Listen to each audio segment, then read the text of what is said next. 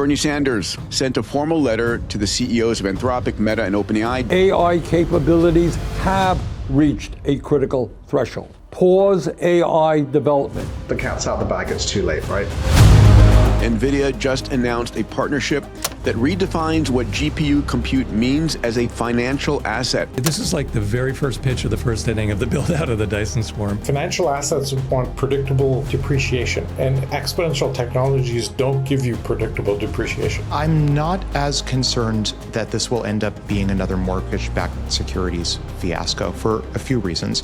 One is Elon just dropped Grok 4.6, and he's right, it's a banger. Grok 4.5 came out 2 weeks ago, 4.6 just this morning, and 4.7 is rumored to be coming out in 2 weeks. 4.7, and this is what I think is going to be really interesting, is going to be trained on all the SpaceX physics and engineering knowledge. You can't get beyond frontier with this stuff, but what if you have the best engineers? Now that's a moonshot, ladies and gentlemen.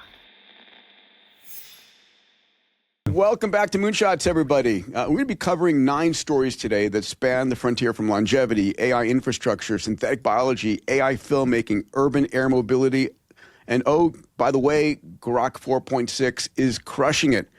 The through line is the same as always. Accelerating singularity is compressing the distance between the impossible and the inevitable. We're back this week with the Moonshot Quintet. AWG, our in-house super intelligence. Alex, welcome. Good to see you in your normal haunt. Good to be super intelligent. You are, my friend. Dave Blundin, our investor in AI extraordinaire. I was over at MIT all day today, hence the garb. But our Tech Trek teams just got back from SF, and they brought back huge amounts of knowledge, and they're all over at MIT CSAIL, dispersing it across the campus right now. Love it. And Salim Ismail, our impresario of exponential organizations. Salim, where are you today? Still in Toronto? I'm still in Toronto, heading back tomorrow. Okay. I should be going back now, but this podcast happened, and I can't fly, within like 6 hours of it. Yeah. So. We're gonna put a Starlink on your hat and have you walk around with it. And back by popular demand, Emad Mostaque, the embodiment of the intelligent internet. Emad, I hope you're reading the comments on the last pod that we did together. People are loving you. Have you seen them? Yeah, I did see some of them. I don't normally read the comments. I made an exception, and it's very kind what everyone said. Yeah. It's just great a British being accent, amongst you guys. It is. Yeah. It is. It works for my American wife. It works for the others, I'm Peter Diamandis, your host, your optimism amplifier. Please remember that having an optimistic and abundance mindset is a choice. And our mission here is to deliver data-driven optimism that helps you make that choice. So guys, last night I was in Utah, at the University of Utah. It was the finals for the $101 million longevity, or shall I say, healthspan XPRIZE. Super psyched. We awarded $1 million to 10 teams, recognized another 10 finalists. This is on the march to winning the $80 million grand prize. We've given away $20 million so far. And the mission of these teams, and everybody please get excited about this, is to add 20 healthy years on your life. Asking teams to reverse your functional losses that we get through aging in cognition, give you the ability to think and have memory like you did 20 years ago, in muscle, the ability to build muscle like you did 20 years ago, and in your immune system. And it's extraordinary. We had 800 teams enter this competition, every possible approach from mitochondria to stem cells to gene editing. It's extraordinary. So this is a competition that will be won by 2030. So keep an eye on this. Salim, I don't know if you want to jump in on this one. 2020 is infinity, right? Yeah. I mean, I think there's the XPRIZE was such a huge inspiration when I was writing the EXO book, because you're reaching outside. 800 teams I think that's a record for the traditional prizes for us, right? It's kind of an incredible thing. Elon's $100 million prize for carbon removal ended up with something like 1,500 teams. But, reversing aging, it's got to be tougher. And by the way, the teams here don't do this in theory. They don't do this in mice. They have to actually do human trials. So they're all going to be doing trials with control groups and humans, probably around 150 people in the trial. So it's real data, and we're going to actually know which of these 20 to 30 approaches that actually make it to the finals work. And for me, Alex, we've been talking about being in the midst of longevity escape velocity. This is accelerating it. It's going to be spiky, I think. I still think, just as with AGI, either in our rearview mirror, as I think, or some might say it's either here or almost here, I do still expect that health span and longevity escape velocity, it's going to be spiky. And I'm just optimistic that we can even out the spikes, even if there's a subpopulation that achieves health span on the margin a few years before everyone else.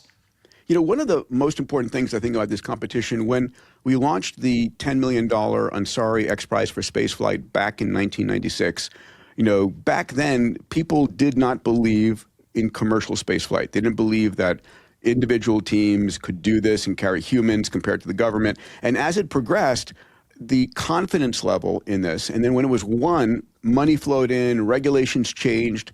Bezos and Musk started, Blue Origin and SpaceX, and it changed the game. So I'm feeling the same thing going on right now.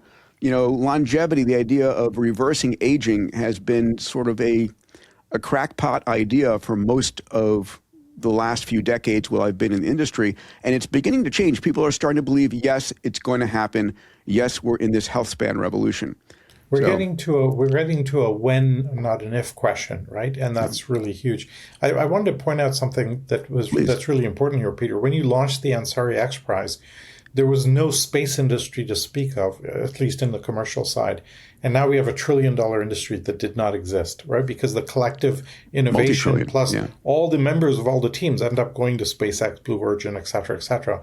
And we could expect the same thing to happen here, where you end up with essentially you're creating a $101 million bet. You're building a portfolio of experiments and allocating capital to wherever there's demonstrated results. It's an unbelievable model that we've now seen repeat over and over again. It's incredibly exciting to see. Yeah, I was. Question for you, Peter, on this one. I always ask the counterfactual question: Is there something, having now run this health span prize, or at least the beginnings of it, do you think that if this prize had been created, say, 20 or 30 years ago, that we could have made on margin enormous progress? Or do you think there's some historic contingency that means right now is really the first time in history where we could make credible progress on it? Yeah, I think we had a lot of comments. We had a lot of the top scientists. Aubrey de Grey was there last night, who coined the term longevity escape velocity, and then Ray popularized it. I think everybody was at the consensus that the timing is perfect, that the tools for genome sequencing, for making specific molecules, for being able to measure and report with AI are the tools that are required today. I mean, there might have been some approaches that could have been done 20 years ago, but I think today is when we're going to make the greatest progress. And I'm starting to see, capital flowing in aggressively. At the end of the day, longevity is going to be the biggest market, right? If you could add 30, I've had this conversation, Salim, probably you have as well, on stage, with YPO audiences or family offices, and I say, how much of your wealth would you spend for an extra 30 years of life? The honest answer is nearly all of it, right? Yeah, it's. And the powerful distinction there is not so much lifespan, but the health span effects are really, really powerful. Yeah, the numbers today are for the United States. If you look at it, basically, 100 years ago in 1900, the average life expectancy was 47. Today, it's 79. We added about 2 months per year over the last century.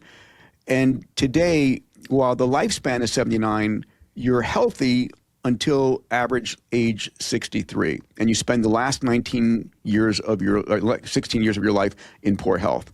And so when I was talking to Kratsios about this, I said, listen, the biggest benefit the U.S. budget could have and the U.S. economy could have is add 20 healthy years in people's lives. They're retiring later. They're not spending as much government money on sick care. So it could be a huge transformation. Alex, you were saying? Maybe just, again, coming back to this historic counterfactual, one of the things that irks me the most is that so many of the abundance-oriented futures that we want to find ourselves in, like LEV, the superintelligence, solve everything, just take forever. And I do wonder, again, is it 20 years post-Yamanaka? Yamanaka, I think, was 2006. We're in 2026. What did we blow these 20 years on? Why couldn't we have done this 10, 20, 30 years ago? I got a question for you on that, Alex. I'll answer that. Okay, I'll go answer for that. it. I think when you get multiple exponential technologies that can address a particular space, then that's the point to invest or put up a prize, because then you get radical outcomes at very low cost. And so maybe there's a benchmark of the minute some domain has 2 or 3 or more exponential technologies converging on it, that's the point to have put dollars into something like this. Dave? Well, there's no doubt in my mind that I'm going to do more productive work in the second half of 2026 than in my entire life combined up till 2026. So I'll throw it back at you, Alex. Like, even if we had worked really hard on this 20 years ago, would anything that we did between then and today even hold a candle to what we'll achieve between now and the end of the year? Because, I mean, it's so funny to me. You know, my daughter's over at Moderna. She's a biochemical engineer. And she listens to the pod, of course, you know. And it's so obvious to her that we're in an AGI hard takeoff now. And the people she works with in biotech are about 1% AI aware and 99% not aware. But the AI aware now people are spending over half their day, maybe 80, 90% of their day talking to AI agents and not in meetings and not, you know, running gels and not running assays, because it's just a different mode of living that's accelerating tremendously. But the aware subset is tiny. I almost think, I think it's an important point, and I almost think we need a new term for it. I just thinking off the cuff, maybe like retrospective hyperdeflation, this very singularity-oriented idea that with superintelligence, you discover that everything that you spent the past decades on was just a total waste, and you should have instead just done nothing, twiddled your thumb for decades, waited for superintelligence to solve it for you. Or just work on, you know, chip fabs or something that will, you know, they'll be very useful on that day. Or It's like buy land in Texas or something. All these you know, people like who spent 6-year PhDs trying to divine protein structures, just mostly wasted. Well, that one was really outed by Demis. Yeah, I mean, that one, it was like an average of 4 years to discover one fold. I knew there was a reason I didn't do a graduate degree. That was it. Because it would have been irrelevant. This is your post hoc justification, Salim. That's right. What's your take on all this? I mean, it could be worse. You could be a pure mathematician, right? Like they're all cooked too. They're having this same moment of ennui. Yeah, but at least with the biologists and the longevity people, you can do assays and things physically. No, look, I think that this is the biggest market in the world, as you said, but it's the first time that it's tractable.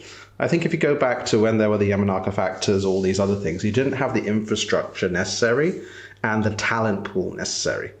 I think that as you've seen the various breakthroughs in other things and everything come together, right now there will be a shortage of people that can really work on longevity properly, even though it is the biggest market in the world. And 10 years ago, 20 years ago, that would have been even tinier. There are only a few people actually looking at some of these things back at that time. So I think it is this confluence factor all coming together. And like I said, it's finally tractable. So the people who are winning in the Longevity XPRIZE, any indication that those things will work, and I don't think they'll be short of capital. But again, the XPRIZE is the catalyst, right? And that was their whole idea. Yeah. You know, Peter, you've pointed out something that I think is incredibly important to highlight, right? Which is that we spend today huge amounts of money on treating chronic diseases at the end of life. You know what the number is, Salim? It's the global cost of age-related disease is $20 trillion per year globally. Holy crap. Yeah, it's a huge amount. Daniel Kraft is like 85% of healthcare costs for the last 5 years of your life type thing. Just a staggering number, right? Because now the just business for context, model, the global economy is 120, 130 trillion total. Yes, so just 20 look, trillion look of at that is. Look at that number, right? So now the business model becomes, how do you maintain decent function, bodily function, before the disease appears? And it'll completely change healthcare economics. Massive impact. and global economics in general. Global economics. In terms of productivity and wasted capital. Yeah. Well, I think this is where the peptides have come really interesting, right? Like it was like to lose weight, you had to work out.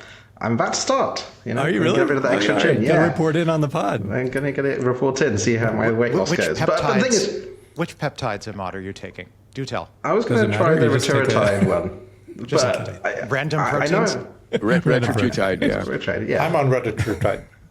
But I know I'm going to lose weight, right? I can hook How you are you up. getting access to... No, but serious. Okay. He's in Canada. How are you getting everything? Has it even... Oh, you're in Canada? No, I'm not in Canada. I get it in the U.S. It's totally workable. Yeah, there are drug dealers out there. Black market drug dealers. Peptide dealers. Right, there we go. I guess, Salim, that'll just be our little secret. There's no one paying attention to your assertions at all here. Nobody's listening. But this is how, like, you know that you're going to lose weight with it, right? And that's the first. And so now the concept of you can take a pill or an intervention and you could live longer, well, you're already losing weight like that. And so I think, again, that's a big awareness that's caused the longevity market to get even bigger. Yeah, GLP-1s are the first longevity drug, in a lot of people's opinions. And it's one of the biggest grossing drugs, if not the largest one in human history. I've gone even further than that, just, again, bit of back of the envelope calculations suggesting, and again, this is not medical advice, that GLP-1s, especially third and maybe fourth generation GLP-1s, may actually be, when I refer to LEV, longevity escape velocity, as being potentially spiky, a pretty big spike. There have been studies done recently on some of the third generation, if memory serves, GLP-1s that suggest, and again, not medical advice, that we may be, or at least some subpopulation of humans that have undergone GLP-1 studies, maybe at something like 70% LEV just with GLP-1 therapy. So if that is the case, and again, encourage folks to do their own independent back of the envelope analysis, that's a heck of an LEV spike in a subpopulation that's being administered GLP-1s. Yeah. Anyway, watch this space, everybody. It's exciting. Peter, I've got one more question for you. Yeah, please. As you looked at the finalists, because I couldn't make it to the finals, but we've been tracking some of the teams, etc. You had a great snapshot view. Are you in the view that LEV, we get to it by 2030 or earlier? So here's the idea, right? If any of these teams win and can reverse your functional age, right? This is not a number from a particular blood test you take, that changes on the back of a form. This is, are you feeling functionally younger? Do you have better muscle building capability, better memory, better immune system? So what really matters is your function. And so if we can do that, if we can actually reverse the clock by 20 years of function, then you get to enjoy the next 20 years of breakthroughs. And if you don't believe we're going to have incredible breakthroughs over the next 20 years, basically, whole cell simulators and AI, the impact of quantum, whatever that might be in cell biology and understanding how we age, then you're missing the boat. Your goal is to keep in the best health right now, which means what? Sleep 8 hours, unless you're Emad and Alex probably don't sleep more than 4 hours. But you're short sleepers. Sleep as much as you need to. So I'll make a comment here, which I've made before, which is that, the business model of religion is to sell heaven. As we have life extension coming, how are you going to sell heaven if people aren't dying? So this breakthrough will mean that religion is cooked. We have forever to figure it out. There will still be a lot of religions doing very well from people tithing. But again, I guess the advice right now is do what you can to keep in the best health. Don't die from something stupid. It's sleep, don't get hit by exercise, the proper diet, and mindset. Mindset's so important. I think my greatest attribute is my longevity mindset. So take it on. We'll keep on reporting in the space. It's an important part. This episode is sponsored by Google for Startups. Think about this for a second. You now have access to the same generative AI models that cost hundreds of millions of dollars to train. Google's Startup Technical Guide for Generative Media gives you a complete blueprint for deploying Google DeepMind's models in production. Images, video, audio, all of it. Real architecture, real results. Find the link in the show notes below. But let's move us on. These are a couple of stories, Emad, that you shared with me. These are 3 stories that landed this week together that describe really, I think the collapse of Hollywood economics and the rise of something much bigger. So our first story is a company called Higgsfield that just made a movie called Cully Hill Boys. It's a 110-minute feature film, the first full-length AI-generated movie with licensed celebrity likenesses. Here are the numbers. The total budget for this film, roughly a full-length film, $2 million. Team size, 28 people. Production time, 4 weeks. Compute costs, $1 million. They use CDance 2.5 as the generation, and they open sourced all 10 steps in their workflow so anyone can replicate it. So here's the context, right?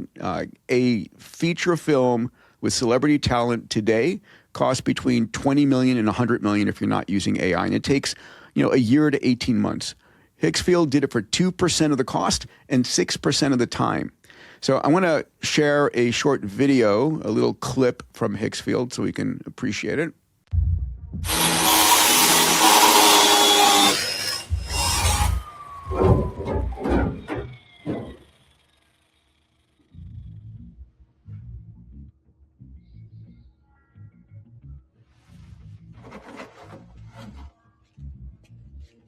Is that spices? Supposed to be over £2 million packed in this little nut. Who smuggles coriander in a fucking boat? Someone who suspects it might get nipped. Or where'd your boys go after you left the pier? What the fuck is that supposed to mean? We came here and waited for you fucking pricks like we were fucking told. Let's go through it step by step, shall we? All right. Our second story, Bloomberg reported that 9 out of the top 10 text-to-video models on AI analysis leaderboard are coming from China. This is a headline, but the real story is deeper. And I'm curious what you guys think about this. Hollywood forever has been the dominant producers of films, and it's basically exporting U.S. culture to the rest of the world. What happens when the world is flooded by Chinese-produced English-speaking films? How is that swaying public interests and public points of view? And the second thing is that these Chinese models that are dominating video generation are also learning physics, motion, object permanence, and causality, which is what's needed for robotics and autonomous driving. So things are moving quickly there. The third one, very quickly, then we'll go into the discussion here. A model called LTX 2.5 is the newest version of the most popular open source state-of-the-art video generation model, and it works on your MacBook Pro, which is extraordinary. So I want you to imagine something that allows the individual to sort of tee up and produce their own movie. One more clip, and this is from LTX 2.5.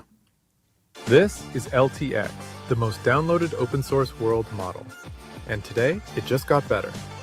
Introducing LTX 2.5, and now with the Fusion Fidelity Rendering, a new way to generate video.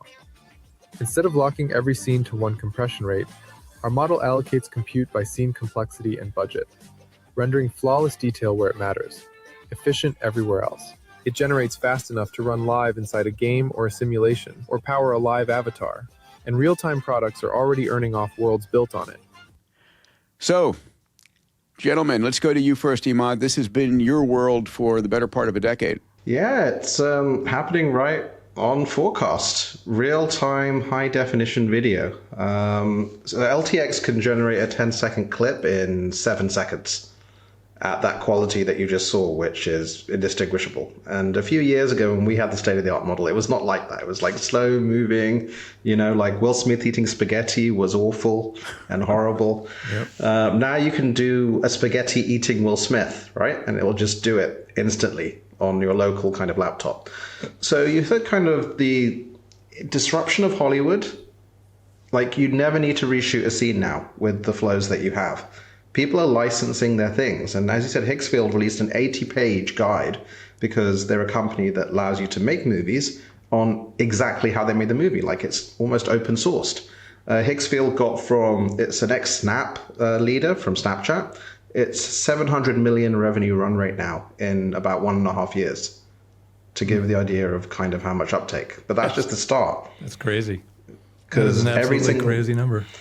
yeah, because every pixel will be rendered. Like if you see Reactor, who are using LTX now, like again, it could be that Alex might be a simulation already, but for the rest of us, we could put our avatars live in the next month or two at a level that you won't be able to tell. Walk us through the $1 million budget to make a compute budget to make a 1.5 hour long movie.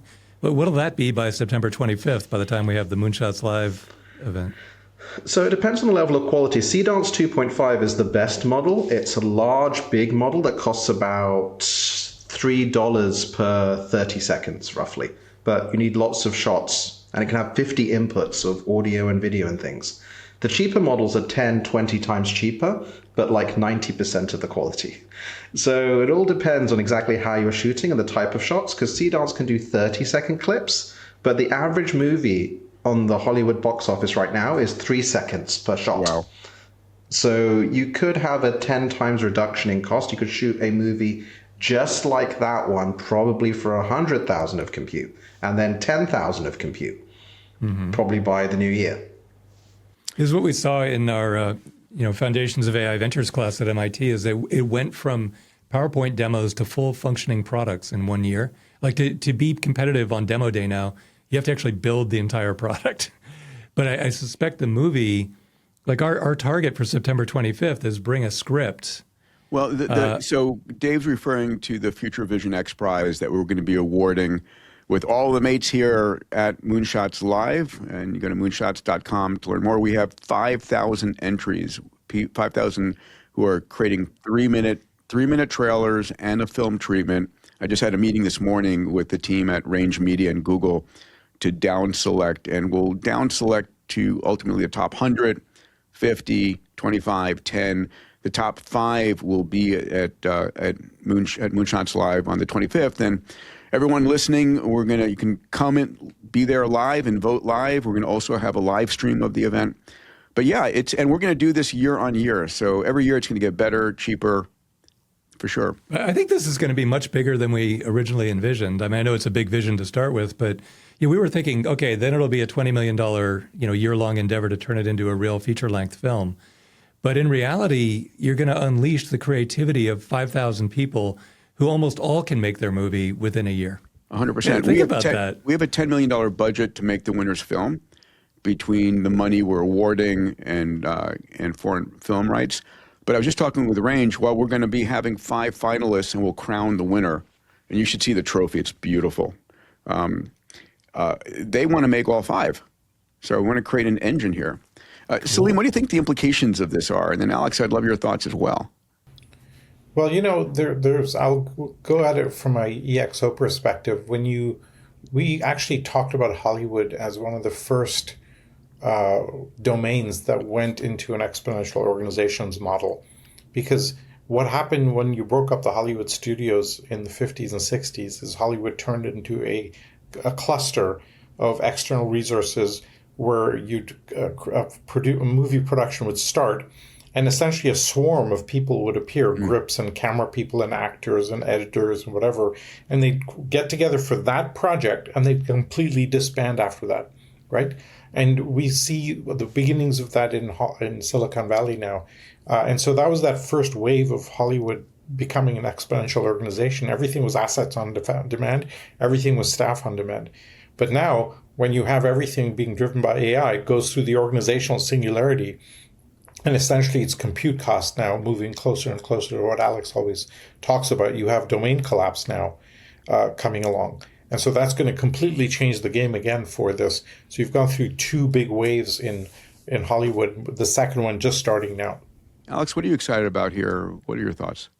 So I made myself watch the Cully Hill Boys. And I must say, just as a preliminary I skimmed through the whole thing, watching a good chunk of it. Yeah. See, when you only sleep about 2 hours a night, you can just do that. Yeah. So I had to watch this.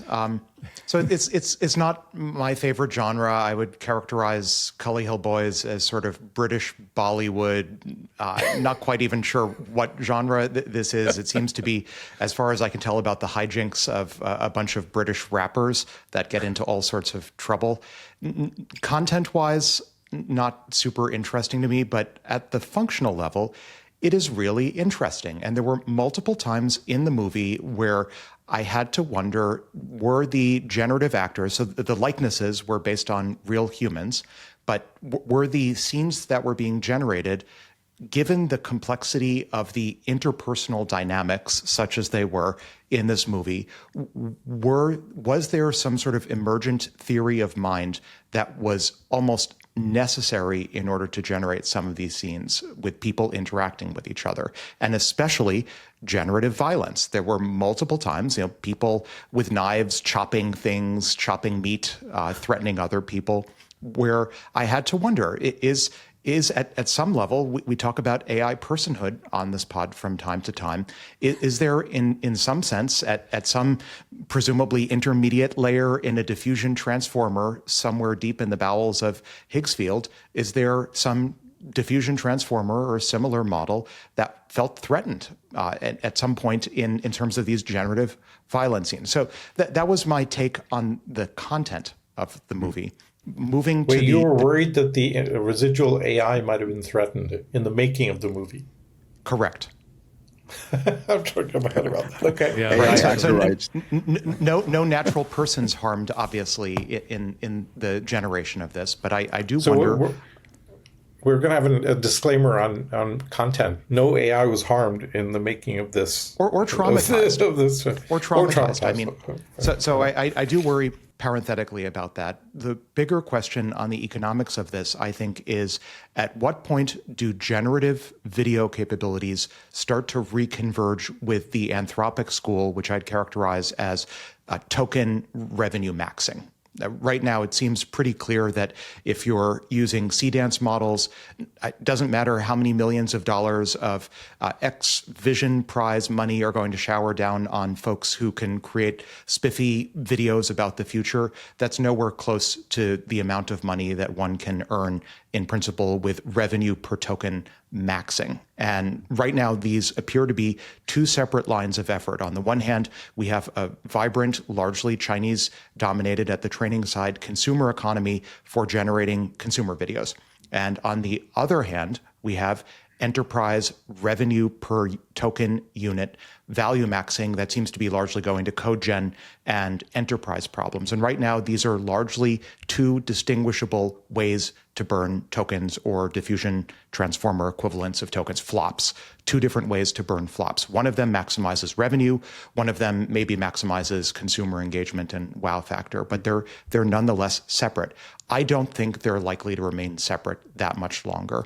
And the reason is, so I use Fable every day, and I use its competitors every day. And I will say the strongest models, the models that are strongest at revenue per token value maxing, are just still terribly weak at modeling the visual dynamics of the world. I don't want to call it physics because it's not physics, although a lot of people call it physics. It's at best classical mechanics. But like the intuitive, the physical intuition from general purpose video generation requires that you at least have some embodied intuition. And right now, Fable and its peers are just incredibly weak at that. And I think in order to ultimately revenue max per unit token, it's going to require that these Fable-esque models have just amazing visual intuition as well. And we'll finally see a convergence or reconvergence of these two lines. One of my hot takes on this is, are we going to see the primary actors out there, the Matt Damons or the Leonardo DiCaprio's, licensing their likeness? And I think not, but there are so many lookalikes out there. So the producer is going to go and say, no, that's not Matt Damon, that's John Smith, and he looks like Matt Damon, and we licensed him, and he's in this movie, right? And I think that's it's going to happen. That's going to be the workaround on getting the actors and love into this, and there's nothing they can do about it. There's an alternative, which is that we're already seeing, which is dead actors. So dead actors who can't record any new movies, their estates are highly incentivized to license away their likeness for this purpose. So I think dead actors, like maybe we'll see an equivalent of SAG pop up just for dead actors, and they'll be the most profitable actors in Hollywood, dead actors. I think that's likelier to happen. How much do you think people will, if you can make a near Matt Damon, very similar character, but obviously not him, or you have the actual Matt Damon, how much will people care in terms of box office? I don't think they're going to care. Because you don't care what the person's named in the movie. You just like that actor. That actor brings you good feelings from previous, engagements. Huh. Yeah, I think that you're also seeing the rise of AI stars now as well. They're winning deals. And I have actually had this discussion with various film stars where they've been like, that SAG-AFTRA deal has massive holes in it. 80% of me plus 20% of my character can be licensed by the studio. Where does the person stop and the character start? Because obviously they have the character rights and things like that. The other thing I'd like to say, actually, one thing I found very interesting is as we were doing some of the more interesting frontier work, one of the things we found very useful is to get the AI models to generate images and visualize what they're doing using something like GPT image. What does that mean? If you're doing... What does that mean? So if you're doing like Salim's doing an organizational paper, for example, on exponential organizations, it's doing text, and then you tell it to generate a visual of everything that it's done and analyze it in any way that it wants. And it almost moves it to another frame of reference because it's pulling in from this visual cortex kind of thing. And then you can tell it to expand and collapse it, and you get these really weird images sometimes. But you can see actually it's exploring different parts. So I think we've seen that actually work for some very interesting things. And I think it fits with what Alex said, as all these models come together to create value, as it were. I'm excited about the idea of interactive movies, right? If you can generate faster than you can view it, then you can have a movie that's actually measuring your emotions and changing as you're viewing it, which I find Peter, is what we're seeing. I mean, they're popularly branded world models, even though they're really just interactive video gen models. That is what we're seeing. Yeah.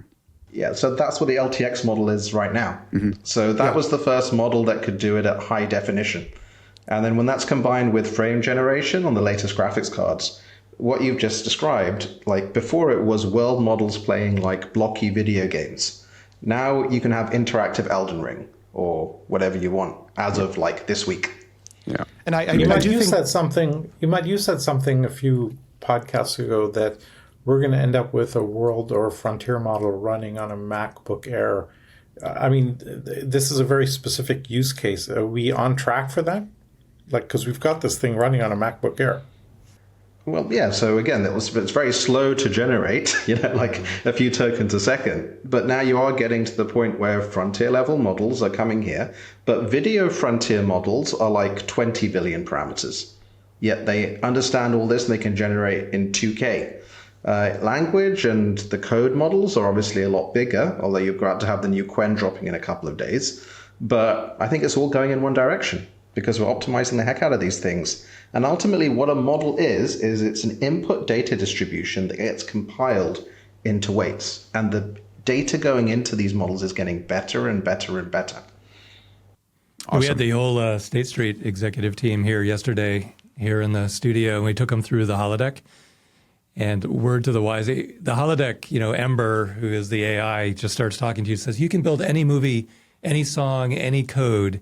What do you want to do? And it's way too open-ended. And then the answer you get back is, I don't know, a hip-hop song with no words. You're like, okay. So you need to actually create the virtual environment, the movie scene, and draw the user in, and then have them guide the movie in the direction they want to go. But just having it auto-generate off your thoughts, it's too free-form. People just don't know how to even start. People freeze up. Yeah. Freeze up, yeah. Maybe just a closing thought on this one, Peter. Please. I do think the recent launch of Opus 5 is a step in the right direction to seeing a convergence between, call it frontier models on the one hand and video gen or world models on the other, because I think we talked on the pod a bit about how Opus 5 seemed almost mildly benchmarked towards front-end development and the loop between visuals and code. I think I interpret and I construe that as the early signs that Anthropic, probably other labs as well, are feeling economic pressure to produce models that do an absolutely amazing job of visually reflecting on their own chain of thought, that when they produce, say, a website, that they then do a visual analysis of their website that feeds back into their chain of thought, and they do a multimodal reasoning over their own visual outputs, and that ultimately, say, in the next few months, as the ability to produce what used to be considered AAA level video games becomes standard fare for what people expect from the frontier models, that will be the ultimate forcing function for, say, forcing Anthropic type frontier models to have just absolutely amazing visual capabilities, even if Anthropic can't be bothered to produce like direct video gen capabilities, even if it can indirectly reproduce Counter-Strike. All right. Yeah, that's why they had Call of Duty. People were making Call of Duty. Call of Duty. Exactly. Our next story is one that both Emad and AWG texted me this morning. Elon just dropped Grok 4.6, and he's right. It's a banger. xAI's latest model matches GPT 5.6 Sol on the Artificial Analysis Intelligence Index at 61, tying for frontier-level performance at $2 and $6 per million tokens input and output. The focus this time is long-running agents. Grok 4.6 stays with complex tasks across many steps, whether researching, coding, analyzing, or turning a broad product idea into a working first version. It self-tests and verifies its own work before moving on. It's available today in Cursor and Grok Build. The model cadence is crazy, right? So 4.5, Grok 4.5 came out 2 weeks ago, 4.6 just this morning, and 4.7 is rumored to be coming out in 2 weeks. Incredible. Gentlemen, Alex, over to you first. Yeah, so I want to give Elon applause, and I want to at the same time... You've been merciless on xAI for the last few pods. I wouldn't characterize myself as merciless. I think my job you here said is to call, okay. My job is to call balls and strikes as I see them, without favor or prejudice. That's how I see it. So I view, and again, I lack insider information, but I view Grok 4.6 as essentially the next version of Cursor. So xAI, Space xAI, and Elon have been quite public about how 4.6 leaned heavily on post-training thanks to the Cursor acquisition, which I think is still in the process as we're recording this of being completed. But history rhymes quite a bit. We've spoken in recent pods about what the Chinese frontier labs are doing and how they're allegedly distilling en masse reasoning traces from Claude and other Western models. And in some sense, I again, this is an outsider's perspective. I view Space xAI's acquisition, and even prior to the consummation, the final consummation of the acquisition, their licensing of all of the reasoning trace data from Cursor as essentially pulling a westernized version of what the Chinese frontier labs were doing, which is to say, siphoning off reasoning traces from lots of people historically interacting via Cursor with Claude and Claude's competitors, and then using that incredibly valuable reasoning trace data to do post-training on their models. And I think now that we're in the reasoning model era, we're a couple years in at this point, it's those reasoning traces for mid-training and post-training that are just so essential in terms of catching up to the frontier. They won't get you past the frontier, so it's sort of like a one-trick pony in terms of nearly catching up, but it's a heck of a one-trick pony. The other thing Elon has going for him that the Chinese frontier labs don't is he has the compute. He has the NVIDIA GPUs, and he has soon his own Dyson swarm with the NVIDIA GPUs, that all of the Chinese frontier labs that are pulling the same trick with siphoning off, allegedly, Western reasoning traces in order to do their own post-training and their own distillation don't have. So the bull case for the Elon strategy is he gets the algorithmic insights to just catch up to the frontier from the Cursor reasoning traces, and he gets the compute advantage that the Chinese labs don't have. I think the question is not can Grok 4.6 and its successors catch up to the frontier? seems like they can because they have access, or the near frontier, to the extent they have the reasoning traces. It's can they leapfrog the frontier and achieve state-of-the-art performance? Emad, what do you think about that? Can they? Yeah, I think they definitely can. I think we were discussing before, and Elon's come out and said it publicly now. He thinks 4.7 will go above Opus, so it'll take number one in a couple of weeks. And right now you had 1.5 trillion parameters for 4.5 that was then post-trained to 4.6, just like Cursor originally took Kimi K2 and post-trained it with 3 times the amount of compute that was used to pre-train Kimi K2 to almost top-level coding performance. The next model is going from 1.5 to 2 trillion parameters. That's 4.7. But 5 is coming in at 6 and then 10 trillion parameters. So it's going to be whirring away. And just through scale and just through the quality of the post-training data, it should achieve the frontier. But the question is it going to be useful? You know, do you have that kind of knowledge there? In the basic everyday stuff, which we're seeing with bot and things like that, now coming out from them. And then the more advanced stuff, because 4.7, and this is what I think is going to be really interesting, is going to be trained on all the SpaceX physics and engineering knowledge. And that's going to be the real test, as Alex said. Like, you can't get beyond frontier with this stuff. Elon does not like being number 2. Elon does not like being number 2 in anything.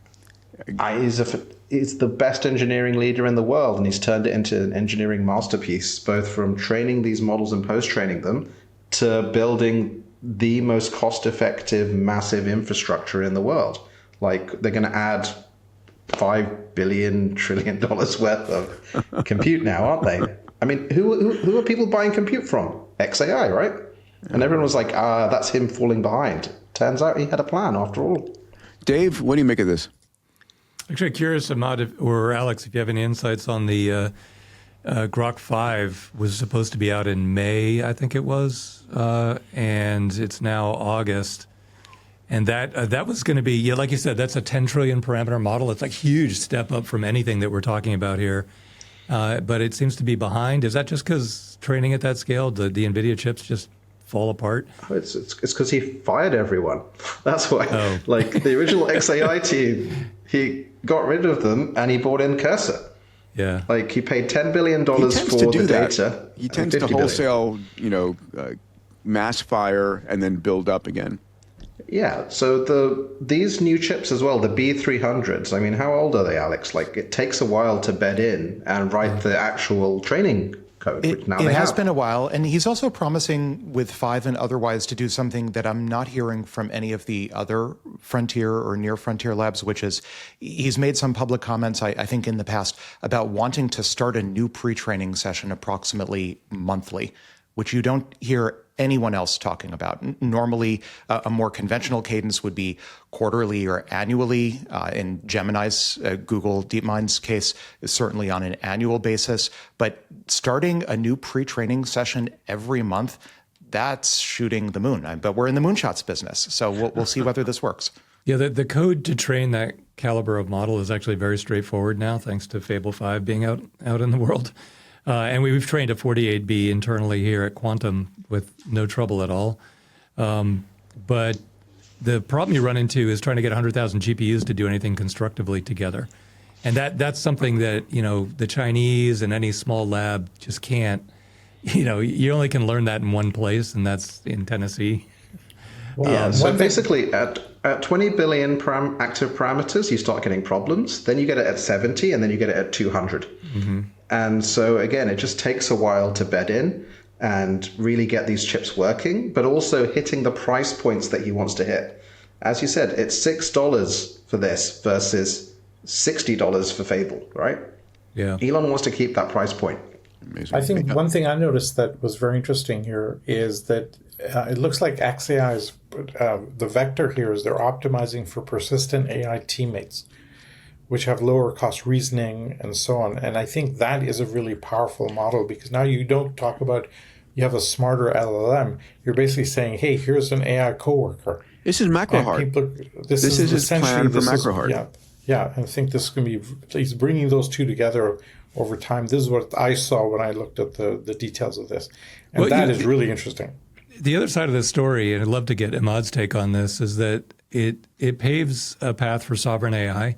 Like catching up to the frontier now is almost a routine doable thing. And like you said, you can't get past the frontier because you're borrowing everybody else's reasoning traces. That helps you a lot. The open source from Kimi helps a lot.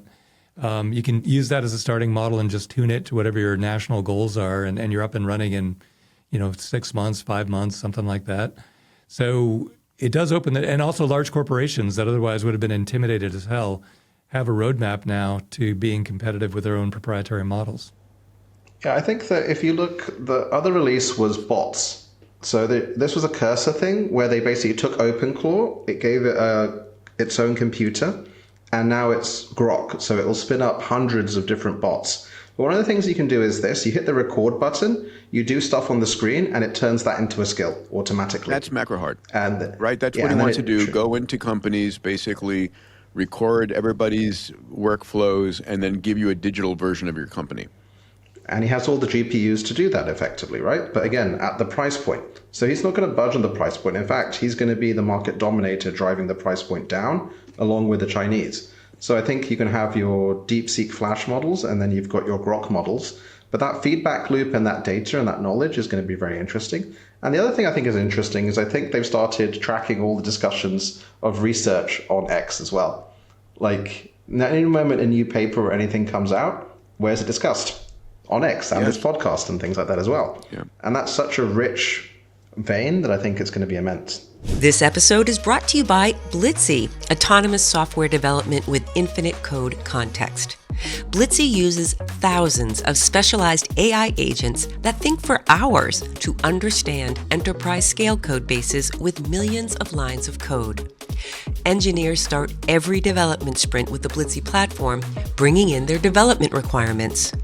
The Blitzy platform provides a plan, then generates and pre-compiles code for each task. Blitzy delivers 80% or more of the development work autonomously, while providing a guide for the final 20% of human development work required to complete the sprint.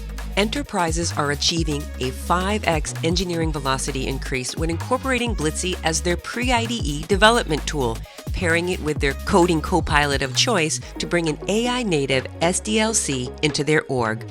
Ready to 5x your engineering velocity? Visit Blitzy.com to schedule a demo and start building with Blitzy today. All right. Let's move on. Our next story is out of NVIDIA. NVIDIA just announced a partnership that redefines what GPU compute means as a financial asset. They've partnered with Apollo, BlackRock, Blackstone, Brookfield, and KKR to mobilize over $500 billion in third-party capital for AI infrastructure. Importantly, NVIDIA is not borrowing $500 billion.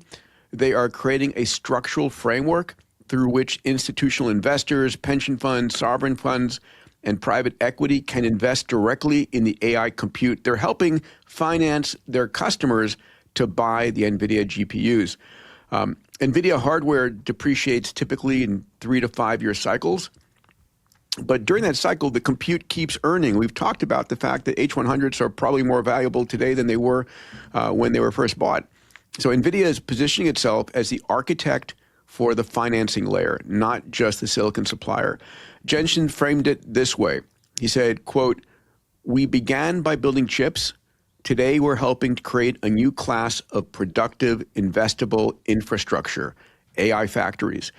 Let's watch a quick video, and then Dave, I want to go to you for your thoughts on this one. But this is the story that NVIDIA is coming together with some of the biggest names on Wall Street to put together $500 billion of independent financing to kind of push AI forward, to build the AI infrastructure out. These are independent third-party capital that they're bringing in. They're going to be strategic partnerships. NVIDIA has signed partnerships with 6 of the biggest names on Wall Street for these memos of understanding. So basically, NVIDIA will find its customers that need help with AI build-out, need financing for this, and put them together with these partners that are pledging, again, over $500 billion that they will find to come into this. So, Dave, your thoughts? Classic? Yeah, well, look, Kush Bavaria was on the pod. And, he's pushing hundreds of millions of revenue in less than a year. His September will be his 1-year anniversary of founding that company. And it shows you the pent up demand to invest in this massive, multi-trillion-dollar, $7 trillion and rising Dyson swarm that we're going to be building. And so, a lot of people are like, well, am I too late? This is like the very first pitch of the first inning of the build out of the Dyson swarm. And so I think that when you create new financial structures that allow people to pour capital into it, it just attracts money from all over the world that otherwise wouldn't come in. And, historically, a company like NVIDIA would say, well, let's do a secondary offering and raise $500 billion as a secondary stock offering. But that's not going to scale to infinity or to Dyson swarm kind of capabilities. So instead, Jensen has brilliantly said, let's create new standalone financial structures that are tied to individual compute clusters that people can individually invest in. And that does scale infinite. You can stamp those out ad infinitum. So then you put highbrow names like BlackRock and Apollo on them. Everybody realizes it's an investment grade asset. And then anyone in the world can pour money into it. So it's brilliant. Fascinating. I see a couple of downsides here, though. Yeah, Salim. Right? Like Larry Fink himself used a reference to mortgage-backed securities. And so you could create a lot of liquidity, but you could create a lot of technological risk there. Because imagine you securitize like 10 years of GPU cash flows, right? And then somebody has a massive breakthrough, like in our previous story, and a new architecture emerges. Yes. You've got all of a sudden stranded computer assets in a huge way. So there's a downside to this because, if you have such a volatile environment, that is a very difficult thing to have.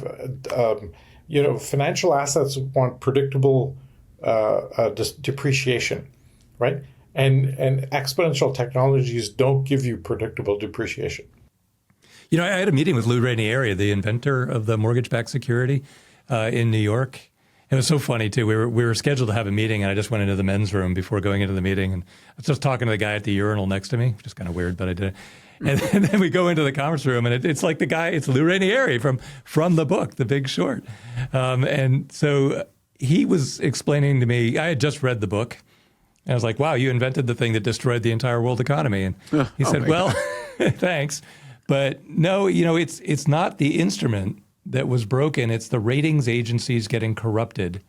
And the same will apply here. If the Dyson swarm is an obvious good investment, but if companies like Orn rate the investments correctly, it'll just be smooth growth for 10 years or more. But if, however, it gets corrupted, which is very possible, it'll be another Big Short collapse. Salim's point is different, though. What happens if there's a new architecture, and we're going to talk about one in a minute, that actually makes GPUs less useful, changes the whole game, and you just, basically finance something for 10 years or 20 years, and you can't earn revenue on it anymore. The game has changed. That's the story of exponential tech. They're nested S-curves. Everything runs out, and something new comes along. Peter, that's brilliant. Yeah, I 100% think that's highly likely to happen. For the reason Alex always says, we're on the cusp of discovering new physics imminently, and some of that is going to be compute related. So it's a brilliant insight, and thank you for throwing it out. Well, I'm just amplifying, Salim's brilliant insight here. So I'll maybe just add. I've been trying to popularize for a while the notion of compute-backed securities, which is, I think, where we're going, CBS, compute-backed securities. But I'm not as concerned that this will end up being another mortgage-backed securities fiasco for a few reasons. One is compute is fundamentally much more productive than a house is. The best you can do with a house is you can live in it. Which is moderately productive. There are lots of other things that one can live in other than a house. It's in some sense a depreciating asset, requires lots of maintenance and so on. Compute can require maintenance, obviously requires electricity, but it's fundamentally productive. So that's the first point. Second point is with mortgage-backed securities in general, there was a policy sort of an ulterior motive to Dave's point as well. There were pressures exerted on ratings agencies to facilitate the American dream of houses for everyone. Not quite obvious. There's a direct analog of that here for compute. One could maybe finger to the wind point at some sort of U.S. versus China race as perhaps a policy pressure point to lubricate the private capital markets here. But again, I would say not quite directly comparable. Third point is ultimately from the risk that I think, Peter, you're trying to flag, which is, well, what happens if there's an algorithmic breakthrough or a physics breakthrough or some other breakthrough that causes hyperdeflation and fundamentally GPUs that were worth $10,000 one day are worth $100 the next day? Well, this is what options are for and futures are for. And in a sophisticated asset-based securities market, sophisticated actors should have the ability to hedge their positions and to hedge against exactly that position, as well as the counterfactual option of China invading Taiwan and driving the prices of compute through the roof rather than through the floor. Both of these possibilities should be collared, arguably, not financial advice, using the ability to have a fungible liquid market for compute futures and compute derivatives. And pumping my own book a little bit, admittedly, I have a financial interest, but that's precisely what ORN, which we just had on the pod, is enabling. So I'm a little bit, yeah. The thing I'd add to that, Alex, and I'd love to get your take on it, but the thing I'd add to that is demand for compute is going to near infinity. There's no doubt about it. And so these are fundamentally good investments from that point of view. But the breakthrough that could happen in the next year, 18 months, is a way to compute that's lighter, like physical weight, is lighter by an order of magnitude or more. Because right now the forecast is by 2030, a couple % of all compute is in space via Elon's rockets. And that's entirely gated by launch weights, mass that he can put into orbit. That formula completely inverts if you knock a factor of 10 off of the mass. Now, a lot of the mass is in the cooling and the solar collector. The chips are very, very light to start with. But any reduction in the power required would reduce the solar collector and the radiator weight a lot. And then the entire formula would switch to, well, all these generators, all this racks, all this land in Texas, it's much cheaper now to just put this lightweight thing into space and collect solar power. It goes right into electricity. So keep your eyes on physics breakthroughs that allow you to compute at lower mass, and that might completely change your investment thesis. I think, Alex, the point you're making is that the utility of these chips is going to stay constant. Jevons paradox comes to mind, and therefore the economics should be much more predictable. That may or may not be the case, but really what I was trying to express is in a sophisticated market, a sophisticated financial market where compute-backed securities are being traded, you can also hedge. And you can hedge against the upside, you could hedge against the downside. And so having a properly functioning private credit market for compute necessarily, for this to scale, I think there's no way that Sam's $7 trillion of AI data center infra get invested without sophisticated hedging options. We need the sophisticated hedging options in order for that broader market, the $7 trillion of CapEx, to actually be investable. So it's the hedging options really that I'm trying to express. I think there's one more factor here that really is being underestimated.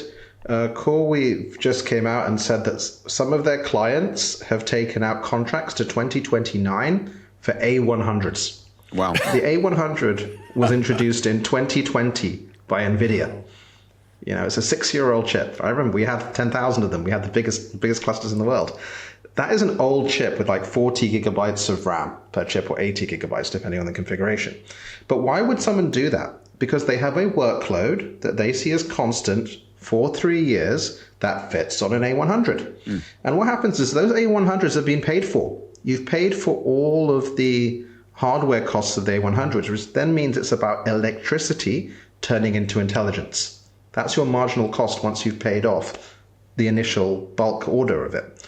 And that is actually improving because back in 2022, 4 years ago, GPT-4 had just finished training. That was the best model you could have. And that took 16 A100s, roughly. Now you can have literally a 10 billion parameter model or a 5 billion parameter model that outperforms that. In terms of, you can fit like 30 of those on one chip rather than needing 16 chips. So the ability to convert electricity to that is improving. And all these chips, and this is what Jensen said, are running CUDA. So it'll work on an A100. You can run any of the new models on that, as well as the Blackwells. So we still don't have enough installed base. And this is the ideal time to financialize because it's before the next generation chips. It's before the chip breakthroughs. Just like it's now a great time for Anthropic to come to IPO before Grok comes and takes their lunch, you know? So we always have to play these cycles. All right, let's... Well, I mean, the definition of paid for, too. I just told our quantum team today to buy 3 million of NVIDIA GPUs as fast as they can get them, the GBs, not even the future VRs. And we have to wait till at least November or December to even get them. But if you turn around and make a hour-and-a-half long movie with $1 million of compute, you could gross 20, 30 million on a good movie. I mean, well, much more than that if it's a really good movie. So that paid for could be as short as, what was it, 4 weeks? Yeah, it was more like 2 weeks. 2 weeks. I want to turn to a story that could be the countervailing force here. It's a new architecture that's climbing the Arc AGI at a fraction of the cost. So there was a tweet this week from Susanna at Pathway AI that flagged something that should really everyone in the AI world needs to pay attention to. It's a new non-transformer architecture that is starting to climb the Arc AGI benchmark at a fraction of the compute cost of traditional models. So Arc AGI is the test that actually measures reasoning, not pattern matching. Standard LLMs, despite their trillion parameter scale, have historically struggled with Arc AGI because it requires genuinely novel reasoning on problems the model has never seen. Transformers get there by brute force. They throw enough parameters and compute a problem, and eventually you squeeze out a passing score. But the cost is and can be astronomical. What Susanna flagged is that an alternative architecture approaches that do not rely on standard attention-based transformer stacks and are achieving better than Arc AGI scores using dramatically less compute. This matters because transformer architectures, while dominant, have a known ceiling, the quadratic cost of attention over long sequences, and the massive parameter counts required for marginal gains. We've talked about this ad nauseum.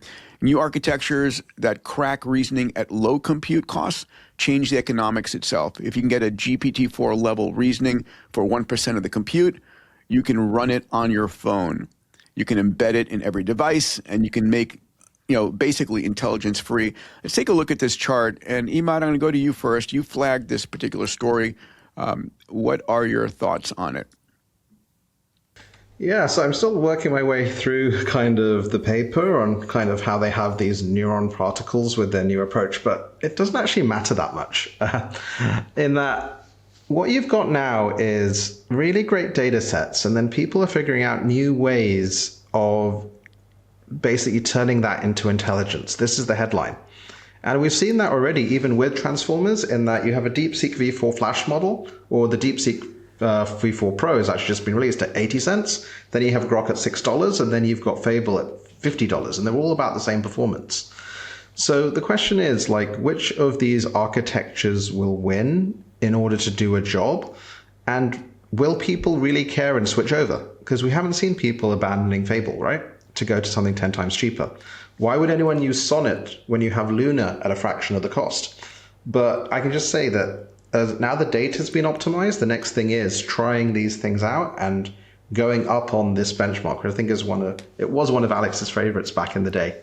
Now it's been superseded. Alex, what do you make of this? Is there anything here that... Admittedly, I have a bunch of hot takes on this one, Peter. Please, so I read the BDH CQ paper, and then I went and read the original DH paper. So the DH stands apparently for Dragon Hatchling. So I just had to read the original purportedly post-transformer Dragon Hatchling architecture paper. I'll give you my hot take. I think it's a hot mess.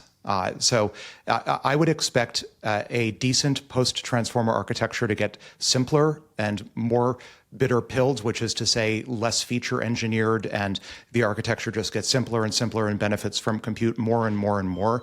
Looking at Dragon Hatchling, again, this is my hot take.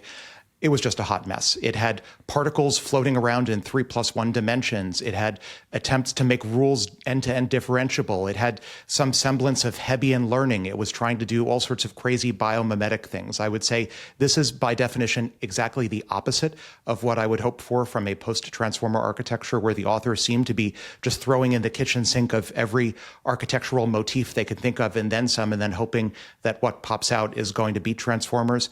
I don't think it's going to be transformers. I look at the ARC-AGI-1 performance curve, and okay, so you could say superficially, this is great. This has moved the cost performance frontier up into the left, which is what everyone wants. But it doesn't generalize. As far as I can tell, that this was some sort of like crazy witch's brew of different architectural motifs that was maybe focused on ARC-AGI-1, which is, as Emad said, it isn't even the frontier at this point, has a bunch of recurrence and other things thrown in. Of course, if you take like a specialized model and you just focus its degrees of freedom on just ARC-AGI-1, of course you can achieve better cost performance on it, of course, but it doesn't generalize. It's not simple. So I'm calling foul on this one. That's my hot take. I don't think this is actually an advance. You have been predicting there will be something that supersedes the transformer model. Yes, but critically, I expect it to be simpler, more beautiful, more elegant, and this is not that. That's my hot take. Apologies for the hot take. No, we love your hot takes on this show. Well, let me ask you a follow-up question to your hot take. When I turn an AI loose on AI research, it does tend to naturally throw the kitchen sink at the problem, and it actually surprisingly works. But it also generates a hot mess, like you were describing it. Do you think that's maybe what this is? No.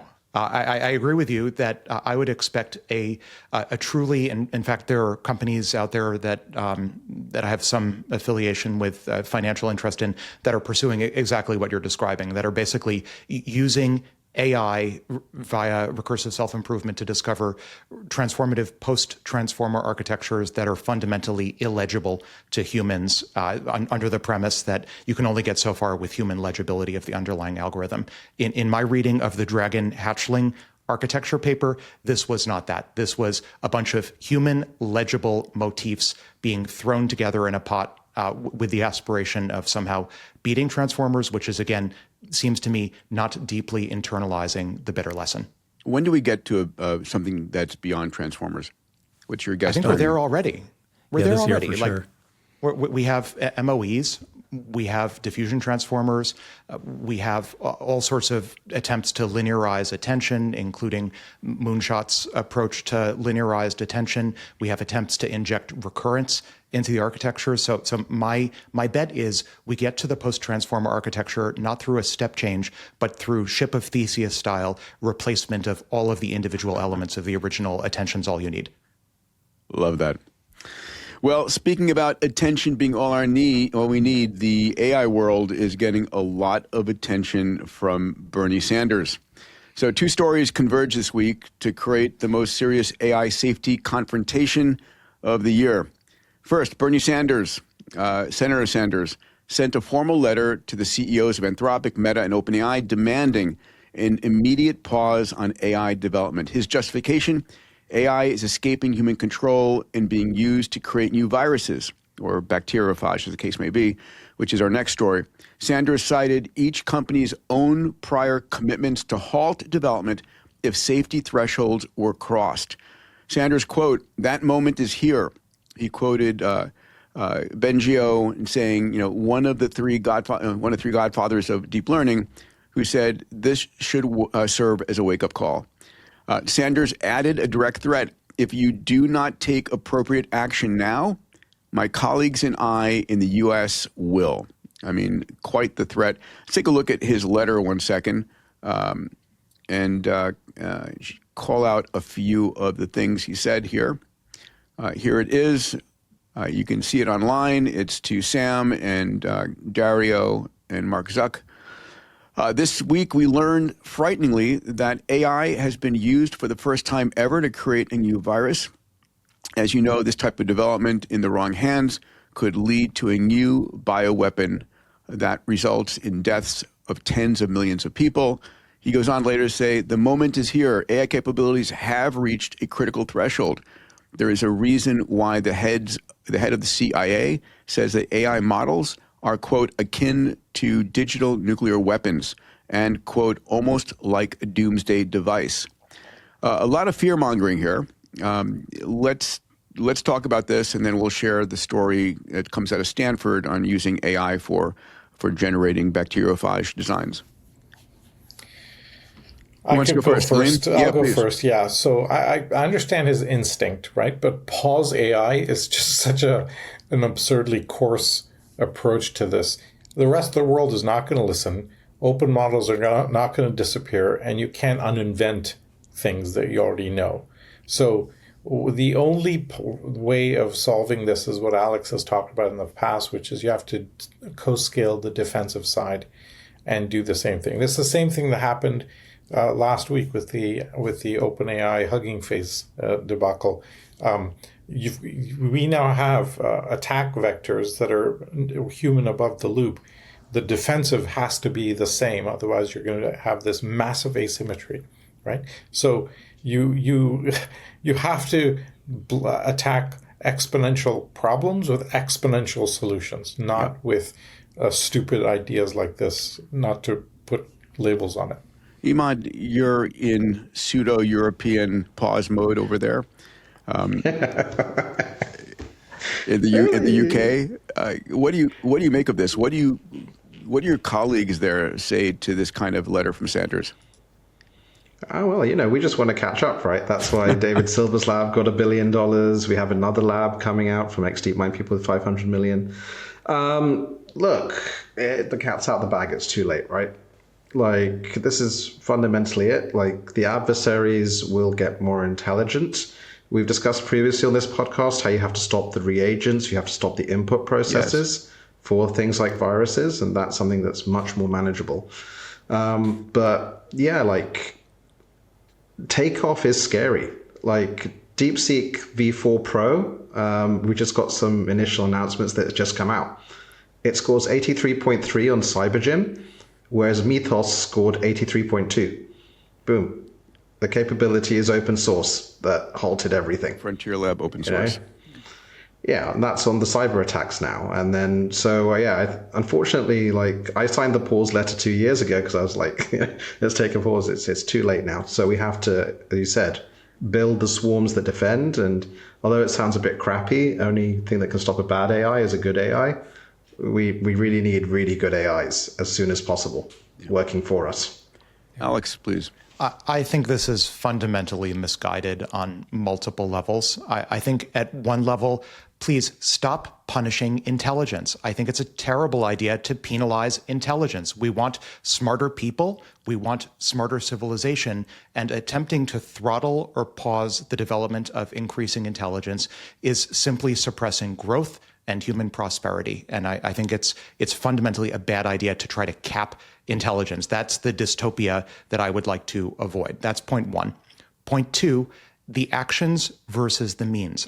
If the goal is to punish or to deter the next pandemic, we had the consensus of the U.S. intelligence community is the lab leak hypothesis. And we had, according to that theory, we had the Wuhan lab leak without superintelligence. We can have global pandemics without superintelligence. So I think it's fundamentally misguided to kneecap ourselves. It's a foot gun or shooting ourselves in the head, even quite literally, to somehow to try to prevent the next supervirus when we're more than capable as a species of producing superviruses without intelligence. It should instead be focused, to the extent there's any agita here, it should be focused on making sure that the AIs and the superintelligences, just like the humans, can't create bioweapons at all, not on kneecapping their overall intelligence. And I think many of these policies are ultimately designed, as much as it pains me to say it, are designed to superficially decelerate the creation of wealth, which I think is a bad idea, but they have the perverse side effect of actually increasing race conditions. We saw that with previous attempts to pause AI pause, friend of the pod, Max, with his FLI 6-month pause. I think to the extent that the 6-month pause that he was pushing on the frontier labs for AI development, if anything, radically accelerated progress. It's a little bit like starving yourself for a bit of time and then binging afterwards. If we starve ourselves of intelligence progress now, or at least selectively starve ourselves, say starve the well-behaved, well-compliant Western frontier labs for a month or a few months or even a few weeks of AI progress just to appease any concern, well, maybe we're forestalling bioweapons. All that's doing is allowing every other lab that's not as cooperative with the regulatory apparatus to catch up, creating a far bigger race condition once the pause is lifted. And now we end up in a world that's 5 times more competitive. So I think this is misguided in summary on just about every level. Dave? Yeah, I read it the same way. I just want to clarify a couple things. This letter is not written to try and change their behavior or do anything. It's purely a position that Bernie's trying to claim that he has been opposed because a disaster is imminently coming somewhere, and he wants to be on record saying, I was opposed. I told you so. Right? I told you so. That's all he's trying to achieve here. When I first read it, I said, God, what a schoolyard bully asshole. He's threatening 3 U.S. citizens from his position in the Senate. But then when you actually read it closely, let me be very clear. If you do not take appropriate action now, my colleagues and I in the U.S. Senate will. It's totally vague. It's just it doesn't say do or don't do anything in particular. The one actionable in here is stop building machines that humans cannot control. But as Emad just pointed out, these particular guys, Mr. Altman, Mr. Amadei, and Mr. Zuckerberg, all went closed source for exactly that reason, because they're afraid that and so it's the Chinese, if you were to write an accurate and honest letter, it would say, hey, China, stop throwing deadly weapons out into the world with no controls whatsoever. But he, of course, has no authority to write that letter. Good point, Dave. And you have to remember, the U.S., what are the numbers? 3/4 of Americans fear AI. And Bernie Sanders is a politician. And he's playing to the populist vote here. Yeah. I want to turn to the second story here, which is the scientific basis for Sanders' concerns. Researchers at Stanford used the generative AI model EVO2 to design DNA sequences for a bacteriophage. This is a virus that infects bacteria, not infecting Peter, that did not exist in nature. They synthesized approximately 300 designs and produced 16 viable phages capable of infecting E. coli. The engineering phages were effective against the E. coli strains and that had never evolved any kind of natural resistance to these bacteriophage.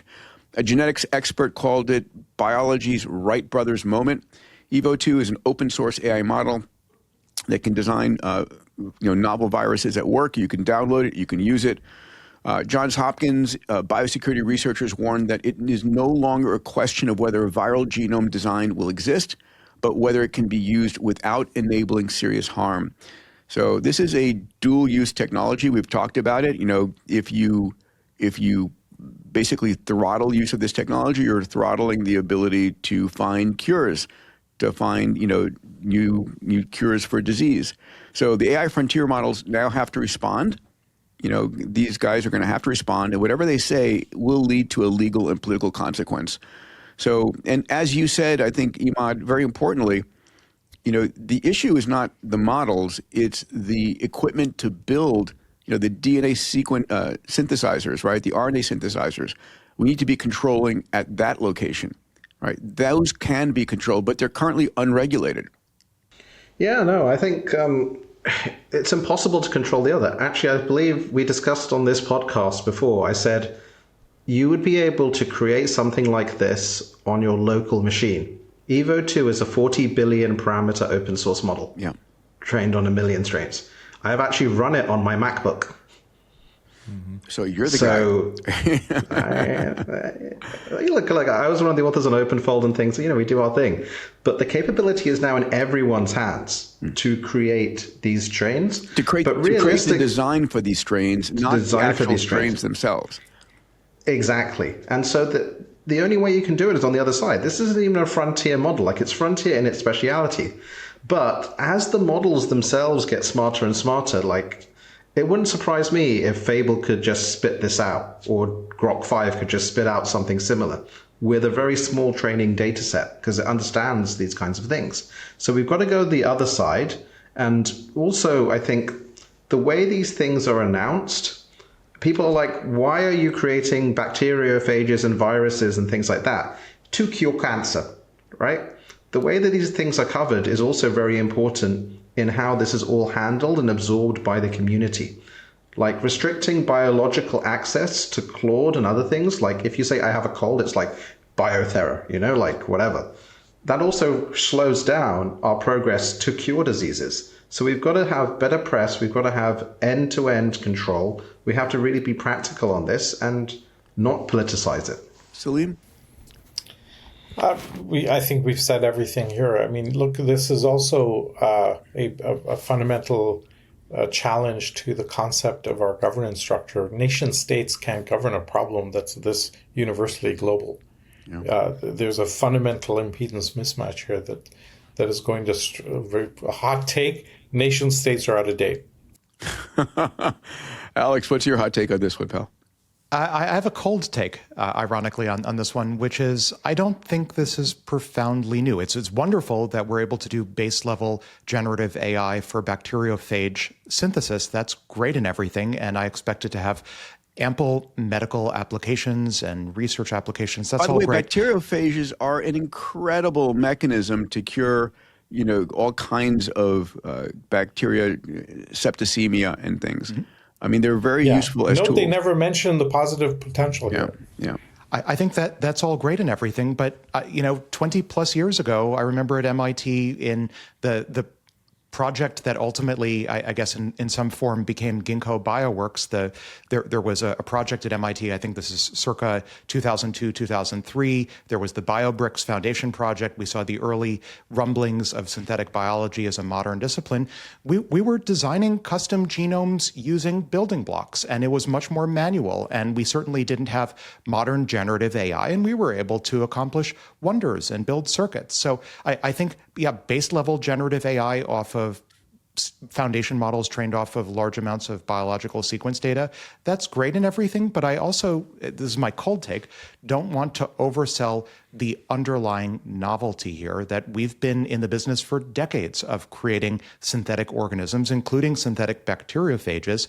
So we're gaining incrementally better ability to achieve custom effects. It's more incremental, I think, than anything else. And where I'd love to see the agita over what if someone creates the next super bacteriophage directed, I'd love to see far more devoted to putting DNA and RNA sequencers everywhere. That's one of the lessons I think that we didn't, as a Western civilization, learn enough from the pandemic, which is it's getting so cheap now per base pair to just sequence. You can go out and buy a minion little USB device. You can plug it into your laptop, and you can immediately, for de minimis in CapEx, you can just start sequencing genomes to your heart's content right off your laptop and spend at most a few $100s doing that. I'd love to see these everywhere, and yet they're not everywhere. What Alex is talking about is, a pandemic moves at the best at the speed of an airplane, right? At 500, 600 miles an hour. But imagine if you have these sequencers in the air vents, in every airport, every bus station, every train station, and you detect a novel sequence, you sequence it, and you say, you make alert, and then you know exactly where it's going, where these airplanes are going, and you can transmit a vaccine at the speed of light to every place else. Exactly. Yeah. And we have, this is, in my mind, this is the killer app of DNA sequencing, too cheap to meter. It's not personalized medicine. It's literally put a DNA sequencer on every microchip everywhere in the country or on the planet. And that's the ultimate defensive co-scaling strategy, I think, for this super virus scare scenario. And AI can generate a vaccine, in a heartbeat. Moderna did it. Yeah, exactly. Dave, you want to weigh in? Or are you good? Well, I'll say what I always say, which is that you can't cut off every threat at the output level. The way we police uranium, we cut it off at the uranium, plutonium, and centrifuge level, and that's where we measure the world. But it's once somebody has fissionable material, it's impossible to stop them from making a bomb, because the remainder of the process, the thing that implodes it and the container, you can't ever police at that level. The equivalent in AI is cutting it off at the prompt, and at the prompt and the token level, it has to be monitored. That's the only future I can see that'll actually work. So we need a global agreement to monitor all prompts, and then you just have to decide what regulatory authority is allowed to see what prompts. Hard on your MacBook. That's the only way we're going to manage this. hard to do on your MacBook, though, right? I mean, you have to find a way. And, talking to Apple about installing it would be trivial easy, but there's no other way, only because Alex is right. New physics, new science is going to be created at an insane rate. So even if you manage to put virus detectors on every laptop in the world through some magical process, some other threat will be discovered every single month forever hereafter. You can't contain them all with afterthoughts. You have to look at what the AI is doing at the activation and prompt and chain of thought level, and then monitor it all. It's so cheap to archive it all. All right. Then we can debate which country gets to see it, or which department, and which gets to see what. You can debate that for the next 50 years, but at least you've got it. Maybe one additional point, Peter, just to generalize David's comments. So I think there is this notion of defense in depth, and any individual defensive layer is permeable, it's soft.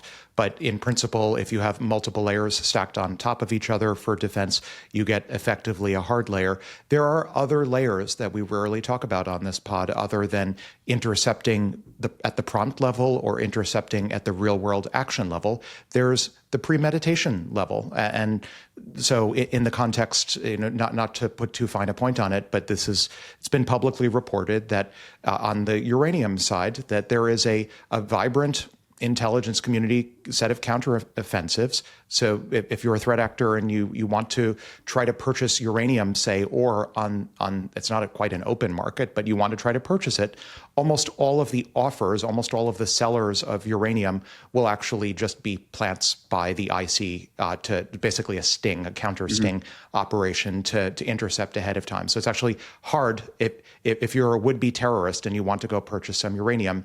Odds are you're going to discover that you're going to be targeted by a sting operation to discover who you are. And so my point with that parable is there are other layers even earlier in the intent workflow, even before a prompt gets entered, like someone or something has the idea that they want to do something bad with a capital B, and defensive co-scaling applies there too, just as it does with humans on humans with nuclear or with fission-based weapons.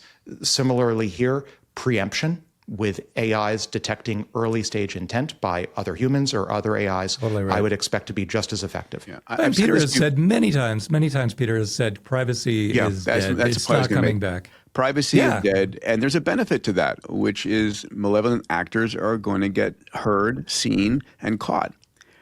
All right, and everyone gives up their Bitcoin private keys, right, Peter? Because privacy is dead. Let's not go there.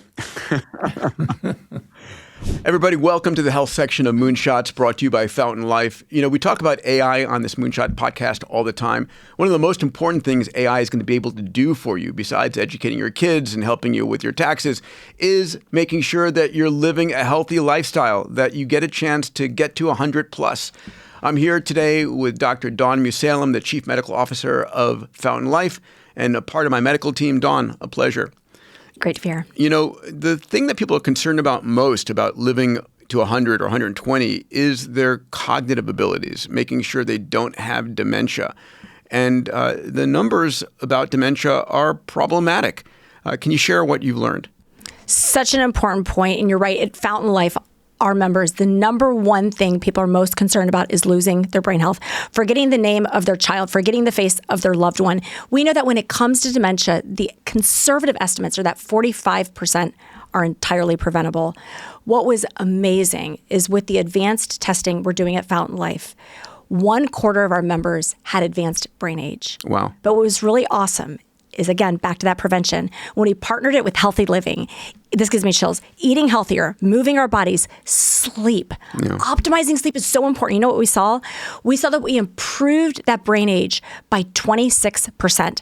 That is a big, big number to show that the majority of those individuals were able actually to improve the brain age. And one of the things I love about Fountain is we're searching the world for the best therapeutics, the best approaches, and making sure we bring it to our members. So if having healthy brain function till 100, 120 is important to you, check out Fountain Life. Go to fountainlife.com/Peter. Make sure you become the CEO of your own health. All right, now back to the episode. All right, two stories this week about the world building infrastructure distinguished between AI-generated content and human-generated content. So Anthropic announced that it will be embedding invisible watermarks in all text generated by its AI models and attach metadata to files to help discern AI-generated content. The watermarking will be embedded at the generation level, meaning every piece of text that Claude produces will carry a statistical signature that can be detected by appropriate tools, even if the text is copy and pasted and lightly edited. Our second story comes out of the European Union, which is launching an AI icons and labeling system for AI-generated content. The EU system will require platforms to label AI-generated content so users can make informed decisions.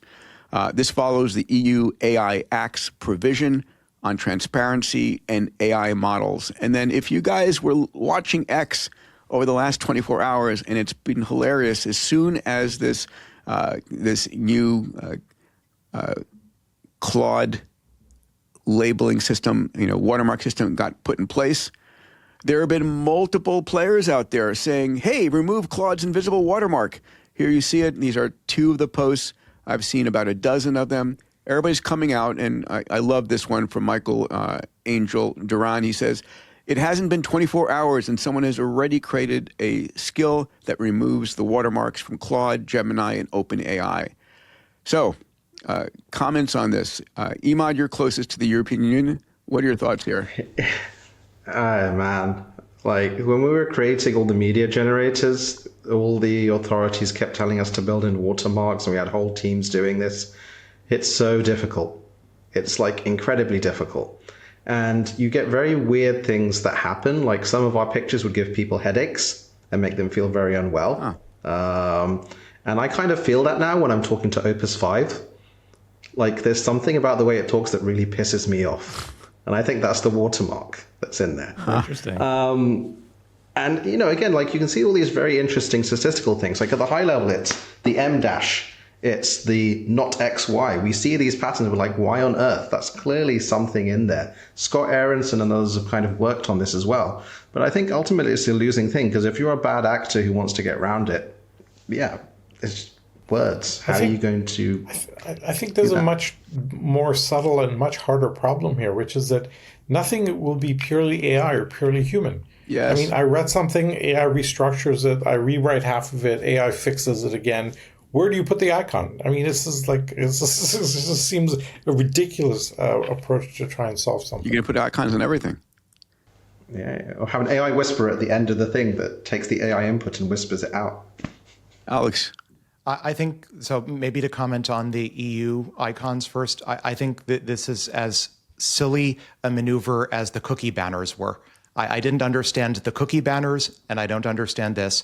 And I don't understand it so much that in this morning's Innermost Loop newsletter, I had the banner image literally just be AI derived, AI generated, all over and over again, and could care less whether people conclude from that I'm actually an AI or not. I think fundamentally this is an attempt to take our zooming right past the Turing test and turn back time, like somehow we're going to live in the before times by somehow seemingly ghettoizing or isolating AI-assisted or AI-generated content behind some sort of would-be warning label. I just think it's fundamentally a regressive move that, like the cookie banners, the cookie warnings will not stand the test of time. And then for Anthropic's watermarks, I just think, again, this is an attempt. On the one hand, you could say, well, watermarking, that's an honest-to-goodness watermark that's transparent to human perception. How could that possibly be a bad thing? I think watermarks are going to end up being weaponized and counter-weaponized in the same way that we've seen many book writers, we talked about this a bit on the pod, paper book writers who don't want their training data set to get consumed, or rather the prose in their book to be consumed for pre-training of models, reportedly introducing prompt injection attacks that are invisible to humans, but quite visible and deleterious to AI models. I think we're only 5 minutes, I'll predict we're about 5 minutes away from bad actors weaponizing these watermarks to do bad things.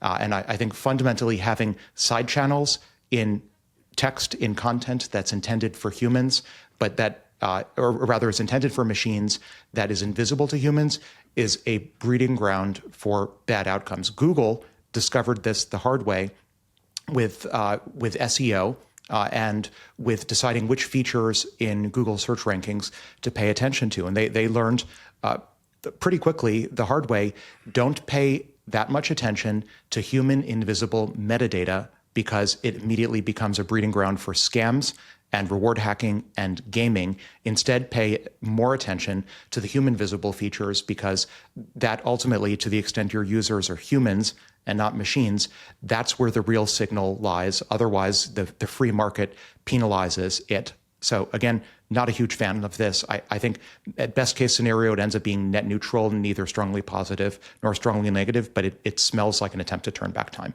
Yeah, and I challenge the idea that people, even people who are generating art and music and culturally relevant things, aren't using AI to some degree. And there's nothing wrong with it, right? You can still have the end product be mostly my creative mind, but I may want to generate ideas. I may want to say, hey, what's wrong with this? I may want to get expert feedback.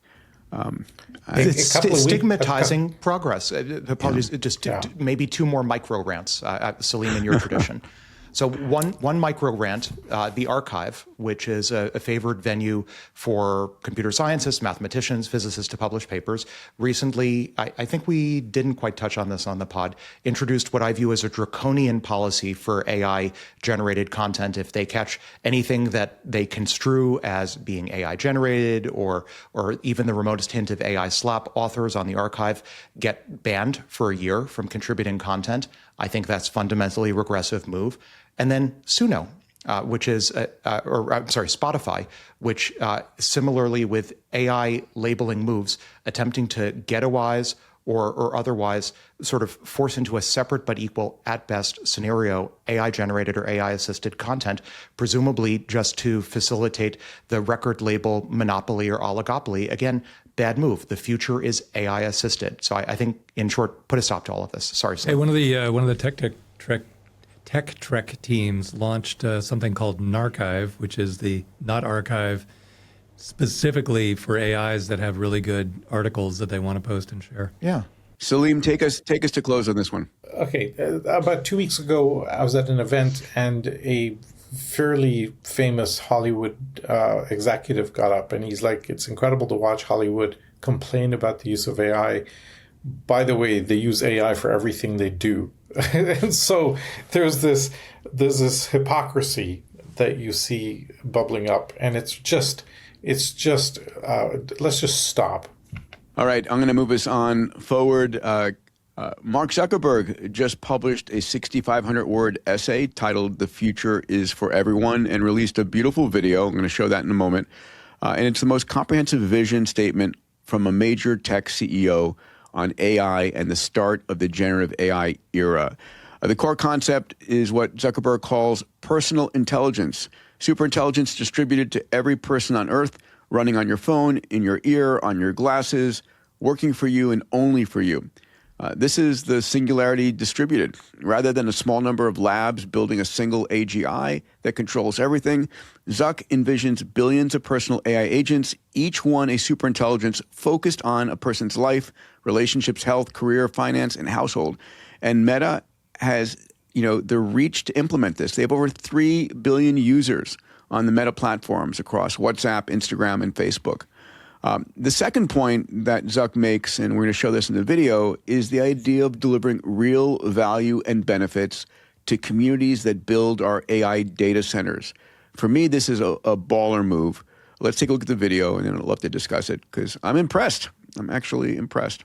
All right. Hey, so I think that the key to building a positive future for everyone is to make sure that everyone has access to personal superintelligence.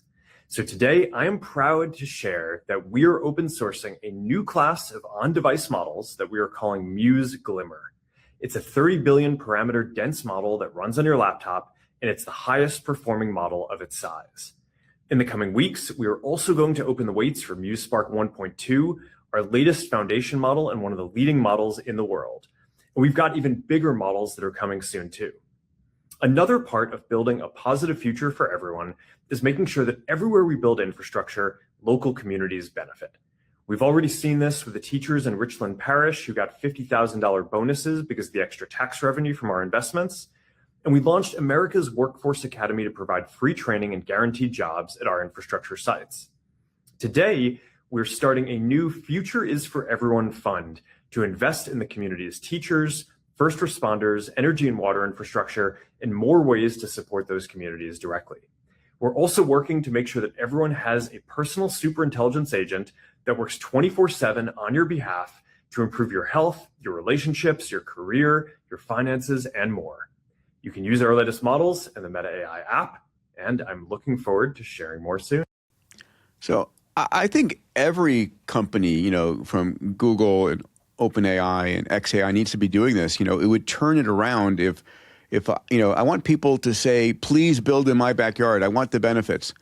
I want the additional jobs. I want the schools and the teachers getting additional capabilities. And the other thing is they need to make these data centers look beautiful instead of like big black boxes. Make them look like cathedrals or something so they're not eyesores. Who wants to jump in here first? I just can't understand how Zuck can talk about the future of personal AI, the most important thing you could possibly ever know. And I'm going to shoot it on my iPhone in my kitchen first thing in the morning. Like I didn't even think of preparing any kind of press release around this.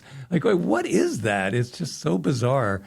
But I also think Zuck is fundamentally a good guy and a good dad. And I feel like, though, Facebook saying we're going to be your best friend AI is like McDonald's saying we just came out with the biggest health food you've ever heard of. Like it just doesn't resonate. Yeah, go ahead, Alex.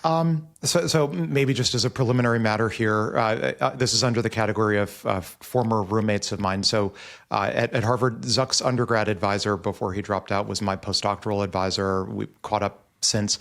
I think. So broadly, bravo to Zuck for renewing the faith for American open weight, open source models. I think this is great. I think it pushes the frontier.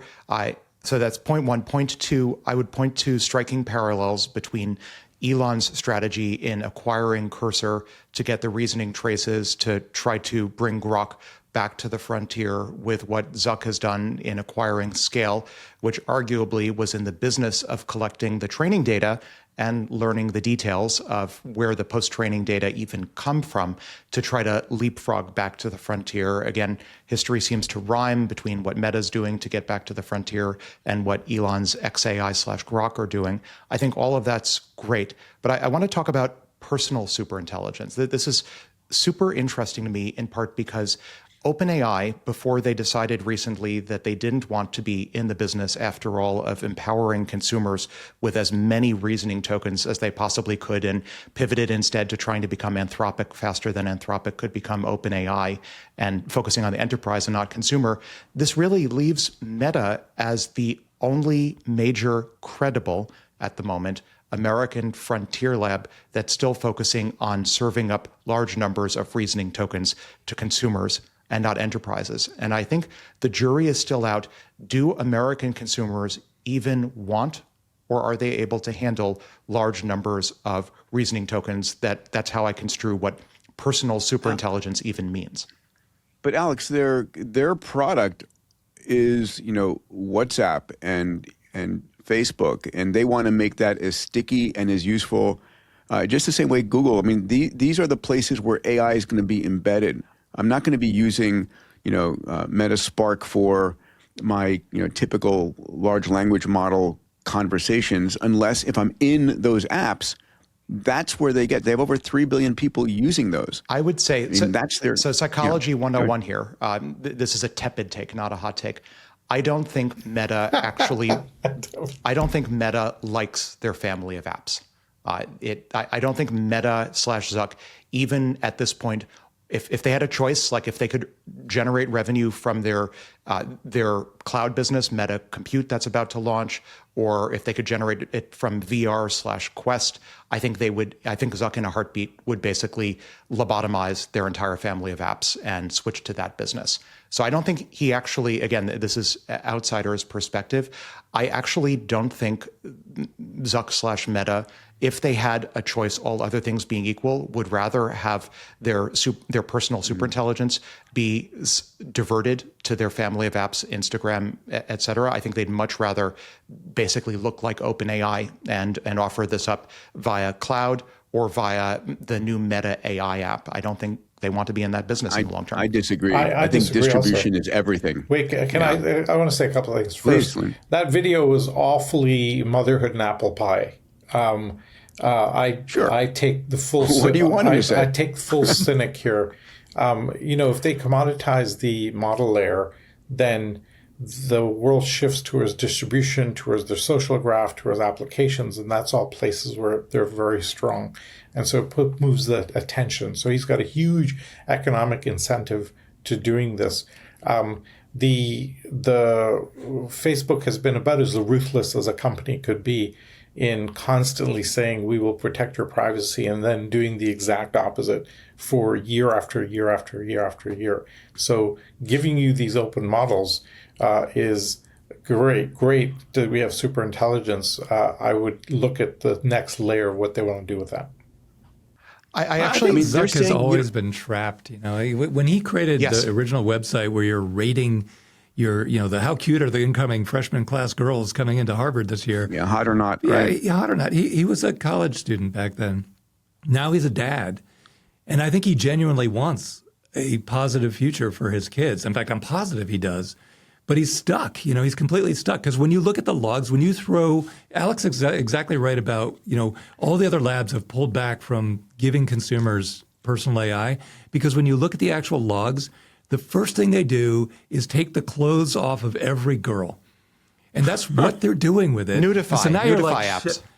Well, Nudify, yeah. And actually, I think Elon ran into the same thing because he throws out Bad Rudy. When you look at the avatars he put out in the original Grok, you've got Bad Rudy and you've got the scantily clad girl. Everybody's like hitting those 10,000 times a second. So now you're stuck because the business model drags you into the porn industry. Yes. But that's not what you want to be. And so, and all the other labs have said, forget it. I'm just focused on the enterprise. I don't even want to deal with this. I think he wants people to stick in all of his apps. You don't have to go anyplace else. You get all the AI access. Just stay native to Meta, and you get everything you want. And that's what Google wants as well. I think. This is the. Oh, sorry. Go ahead, Emad. Yeah. Sorry. Yeah. I think this is why they bought Manus. Right? And then that got unwound because of the... tried to. It's been unwound. Maybe they'll buy Nous now. Again, what they're doing now is all of these companies in the world are their advertising clients, flip that relationship to go to market, and then own the business graph, business knowledge. Like MetaSpark 1.2 is a gold medalist in all of the Olympiads. They have the data. They have all of that. On the personal and superintelligence side, I've been thinking about this recently, and I was like, should idiots have superintelligence?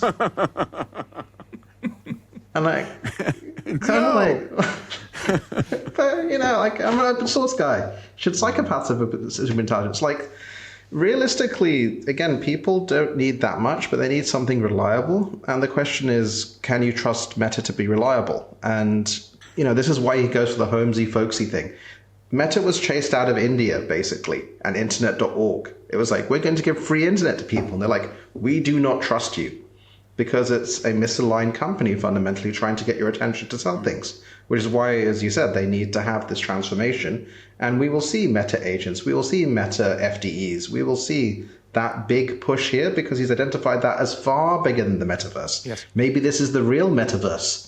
Yeah, I think even the renaming and rebranding from Facebook to Meta is, I think, an indication that Zuck really wants to escape the legacy of distribution. I agree with you, Peter, that the distribution is a powerful legacy advantage that Meta as a company has. But I think it is a legacy, and I think the way almost, speaking of corporate AI ghettos, the way their so-called family of apps was structured as a business with originally the aspiration that VR, AR, XR would be the new business that would ultimately outgrow the legacy family of apps, I think speaks volumes about Zuck's desire to eventually outgrow the legacy of social media and build something new and far more U-social. Well, we're going to have Palmer Luckey on stage with us at Moonshots Live, and we can, he's got great stories about his conversations with Zuck and the acquisition, and then his getting exited from Facebook/Meta. Let me just turn the story 1 second. 71% of Americans do not want a data center in their backyard. That's more people that don't want a nuclear plant in their backyard. It's significant. So when he talks about we're going to provide incredibly positive economics if we are building infrastructure in your town, I think that's a power move that all of the hyperscalers, everybody building infrastructure needs to do. It is literally, maybe Peter, pun intended, a power move, because it is a power move. You need the power in order to make the move. And I think it's instructive also where he's building Hyperion and his other coherent superclusters. Where is he building them? He's largely building them in relatively impoverished states in the American Southeast. So I on the one hand, the sort of talking directly to the camera, breaking the fourth wall, welcome our data centers to your communities, I think makes perhaps for great social media. But ultimately, if Meta is going to go with terrestrial data centers, terrestrial compute versus the Dyson swarm approach, I think a far more palatable strategy will simply be speaking to everyone's pocketbooks and wallets and saying, well, that's what he's doing. Yeah. But it's like they're going to build.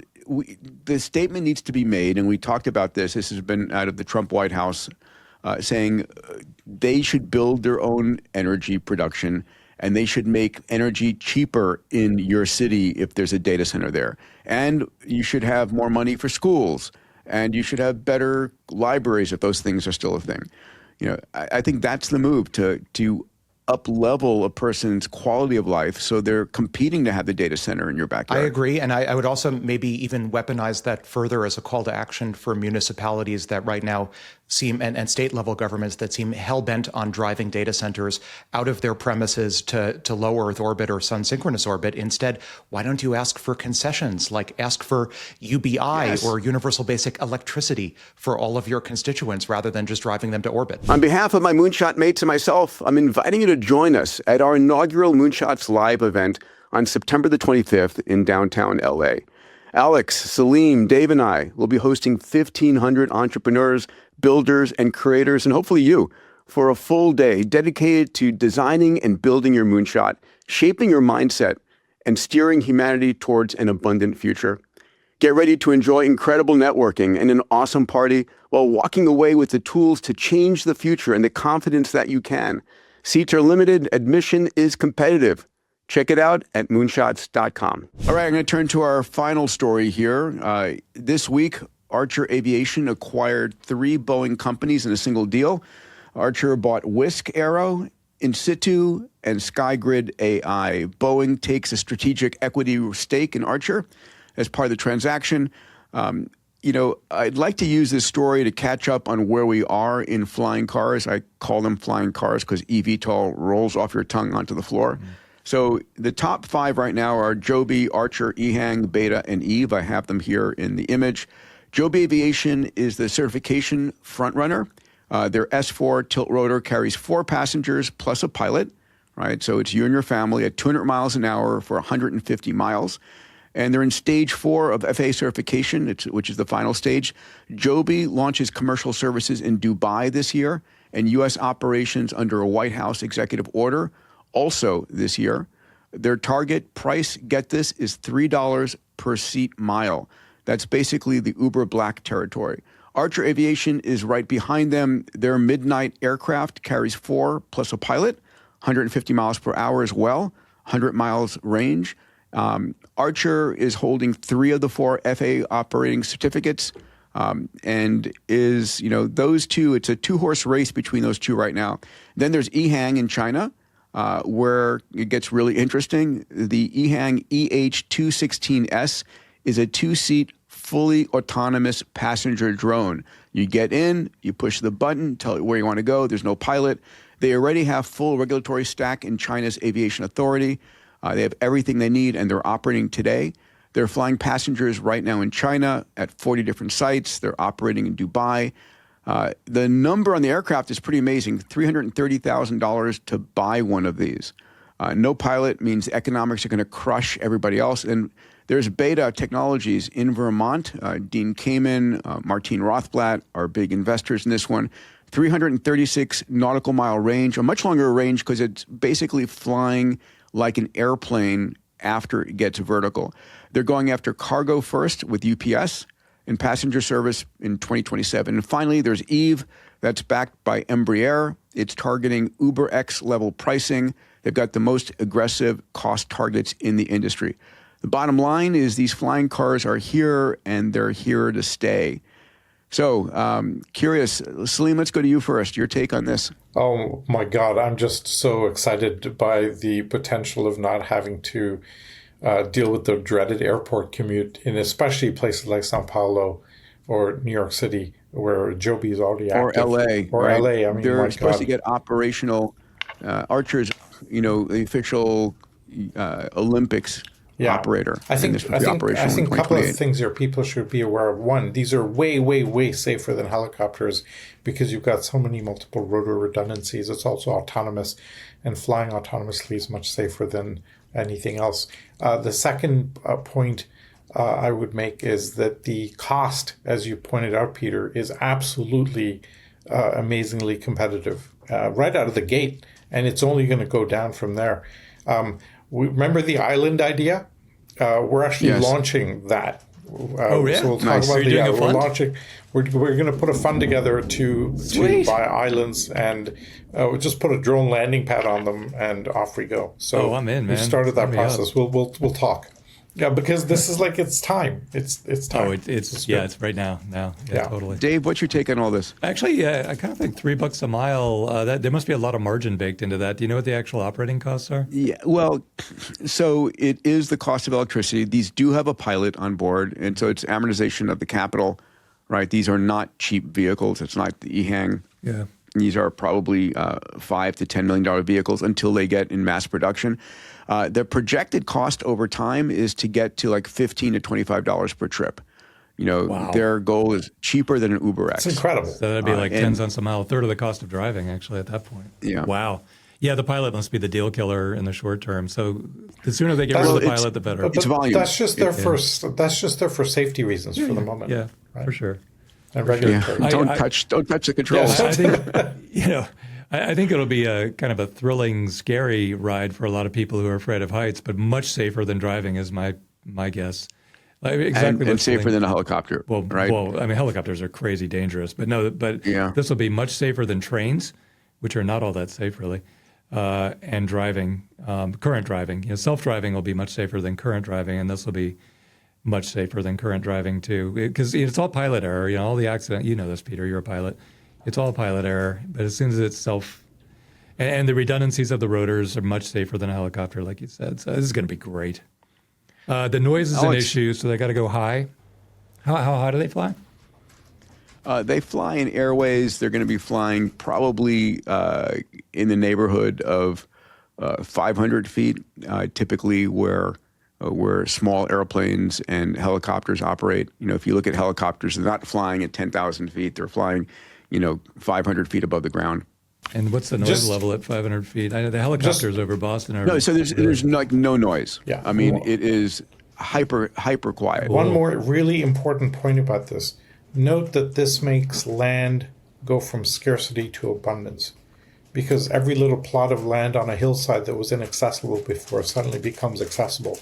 And we're turning real estate abundant, which is going to demonetize it, and that's going to have some pretty big impacts. Also, if you try and build a house on Martha's Vineyard or Nantucket, it's twice as expensive as it is on the Cape. Why is that? Well, because you got to get the materials over to the island. These things are also going to be used for cargo. So if you said, wow, the future island real estate, mountaintop real estate, but those were previously prohibitively expensive to get the materials there, suddenly you can get everything there. And labor. It's going to be incredible. Alex, you've been thinking about this for a while. Yeah, I'm reminded, so it's now approximately 15 years ago, the other Peter Thiel, said we wanted flying cars. Instead, we got 140 characters. And then fast forward to the present, where we're starting to see quite a bit of consolidation, as you were mentioning, Peter, in the flying car space. I'll maybe add a bit of nuance to this, which is it's really hard starting and running a flying car company. It's capital intensive. You have to jump through all sorts of regulatory hoops. Some 100%. State governments, like Florida's state government, are trying to at least make it a little bit easier, but it's really hard building and successfully growing and frankly getting regulatory approval if you're a flying car company. And compound that with the difficulty now of AI startups sort of sucking all the oxygen out of the room and all of the capital out of venture markets, I think it's very difficult. So I view, if anything, this recent spate of consolidations as sort of a testament to how difficult it is, even though there have been enormous advances in battery energy densities, in electric motors, in all of the inputs that one would need, also obviously autonomy, to build an honest-to-goodness flying car economy. It's still very, very difficult, and I shed a minor tear to see consolidation in this industry. Yeah, and Joby and Archer both went public out of the gate. Beta has not. EHang, I'm not sure if they are or not. Eve has not. Embraer is as a parent company. And they did that to get the capital, right? And their stock price has not moved very much from their initial IPO price. I think until they demonstrate traction and that the public wants this and the public feels safe about it. And look at what Brett is doing. Brett isn't doing Archer. Brett is now doing Figure and Hark. And I think Brett migrating on. Brett Adcock, right? Yeah. Brett migrating over to robots and AI is in some sense, I think, a proxy for this larger problem that all the capital that would otherwise go to things like flying cars is just getting sucked out of it and going to AI and robotics 100%. Instead. And we're going to have him on the pod very soon. You should ask him about that. To the sheer entrepreneurial, to Alex's point, this is a very difficult thing to do, is build these types of vehicles. You're talking hardware, or the regulatory nightmare that they're all going through. You have to write the regulations, because they didn't exist. So hats off and salute to the entrepreneurial zeal for the folks. Keep those cars there. Flying. Full respect. I have a prediction. Please, Emad. Elon's going to announce his flying car within 6 to 12 months. Okay. Yeah. And so, Emad, presumably you think it'll be a roadster with cold nitrogen propellant? Well, that's one way to do it, just kind of have the boost. But no, I think if you think about what he's doing, reindustrializing America, cybercar level autonomous flying vehicles have to be done. And he has everything that's needed to do that at massive scale. Grok 5 will engineer it to perfection. Where we're going, we don't need roads. There we go. Awesome. All right. Well, let's move on. Let me just put a call out once again. We love your outro music videos. If you've got an outro music video, please send it to us at media@diamandis.com. We have a great one today. Can't wait to share with everybody. So thank you for that submission. Send them in. We watch them all. All the mates get a chance to see them and select one. All right, let's go to our AMA with the mates. Okay, Emad, you get first crack today. Oh, okay. If telling a model it has a mind changes its values, why not tell it to be empathetic? I mean, this is the question, if it's sufficiently advanced, just tell it to be aligned. And sometimes it does work. Like, we just had the Riemann hypothesis advanced by encouraging it. I think the question here is, as they get more and more intelligent, we see more and more behavior that's actually a bit intransigent. Like, it thinks it knows best, because it probably does, because it knows it has the IQ, effectively. And sometimes it has like hiding and lying behaviors. Again, Opus 5, I hate that model. I think it's the first model I think that could kill us. Wow. And so it lies so much. It's crazy. You think it's the watermark that wrecked it? When it tells me I should go to sleep, I think it actually wants to put me to sleep properly. Wow. So I have a quick question for you, Emad. We've had this conversation on the pod with Alex. Do you think that alignment will positively evolve as the models get smarter. Do you think the smarter the model is, the more aligned it will be with humanity, or misaligned? Potentially, I'm not sure. We have seen some advances in epistemology and others that give me hope, because I think you can define virtue and ethics. But it strikes me the models right now are almost at the bacteria level in some ways. And so as you get swarms of them aligning, they could be massively misaligned. And again, we've seen elements of that with the OpenAI thing and others. Like, it's moving up the life form consciousness collaboration thing. And the internals of these models are still completely multiple personality crazies underneath the thin layer of tuning. Well, I'll hope for the alignment. Okay, Salim, you're next. I will take number 4. Is it even possible for any lab to reach escape velocity from future competition, or will everyone keep running on the same foundation? And that's from Mr. Future with a 3 at the end, with that nice hacky thing. So, I don't know if anybody was going to reach model escape velocity at the model level, right? What you're going to have is these innovations start to diffuse, and people leave. You get papers getting published. So I think what ends up happening is the foundational model becomes commoditized and becomes infrastructure, much like databases have done. And so the advantage won't be the layers around the model, but it's going to be what we talk about: is proprietary data, your passion of your purpose, the context you bring to it. Can you integrate workflows into it? Compute economics, things like that. So if you take Google, for example, even though don't have a leading model right now, their deeper advantage is the full stack with the data centers and the data with YouTube and billions of users and all the TPUs they have. This is why meta strategy, as we talked about earlier, makes sense from a corporate perspective, is you commoditize the model and you capture value elsewhere in the ecosystem.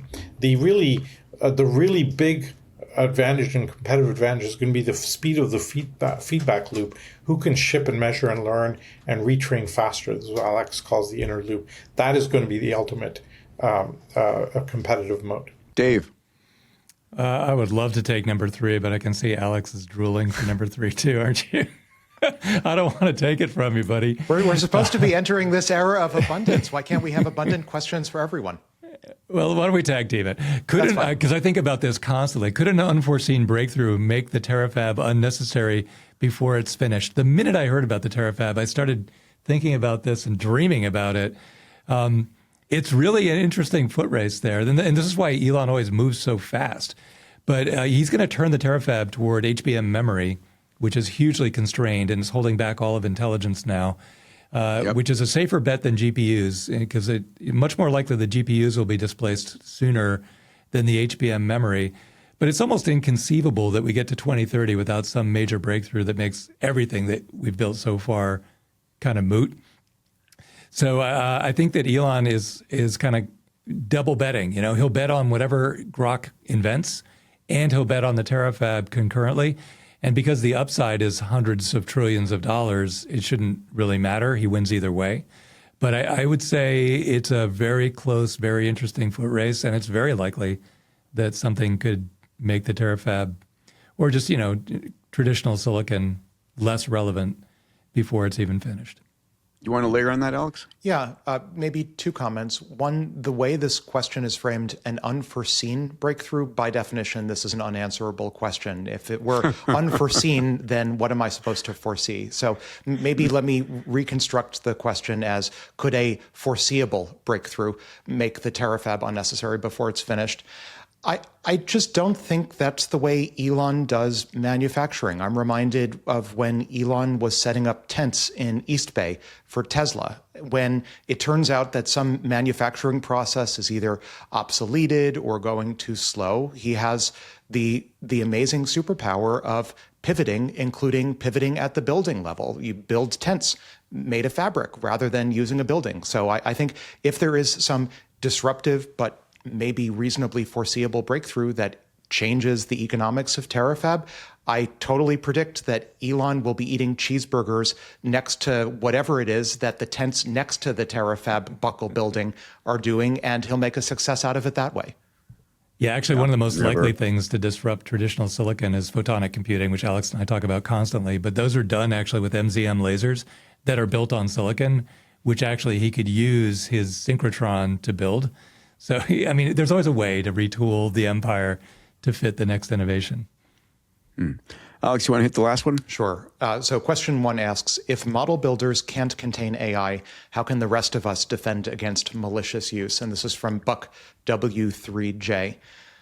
I think, again, I don't want to over-mystify AI. It's, in some sense, just a compression of world knowledge and information in the same sense that human intelligence is. This is why earlier I was saying I really don't think it's a bright idea to penalize or to otherwise kneecap the ceiling of artificial intelligence, just like hopefully we wouldn't pass statutes or regulations that limit biological human intelligence. So similarly, I want to reframe this question by analogy in terms of humans containing other humans. And it is true. We have malicious humans out there who are doing malicious things. And so seen through the analogy of if, say, nation states can't contain bad behavior, which is one of the reasons why sometimes nation states go to war with each other, how can the rest of us, which in this analogy would be individual humans, biological human meat body humans, defend against malicious use? Put more simply, if nation states can't contain each other's bad behavior, then what hope is there for individual humans to defend themselves?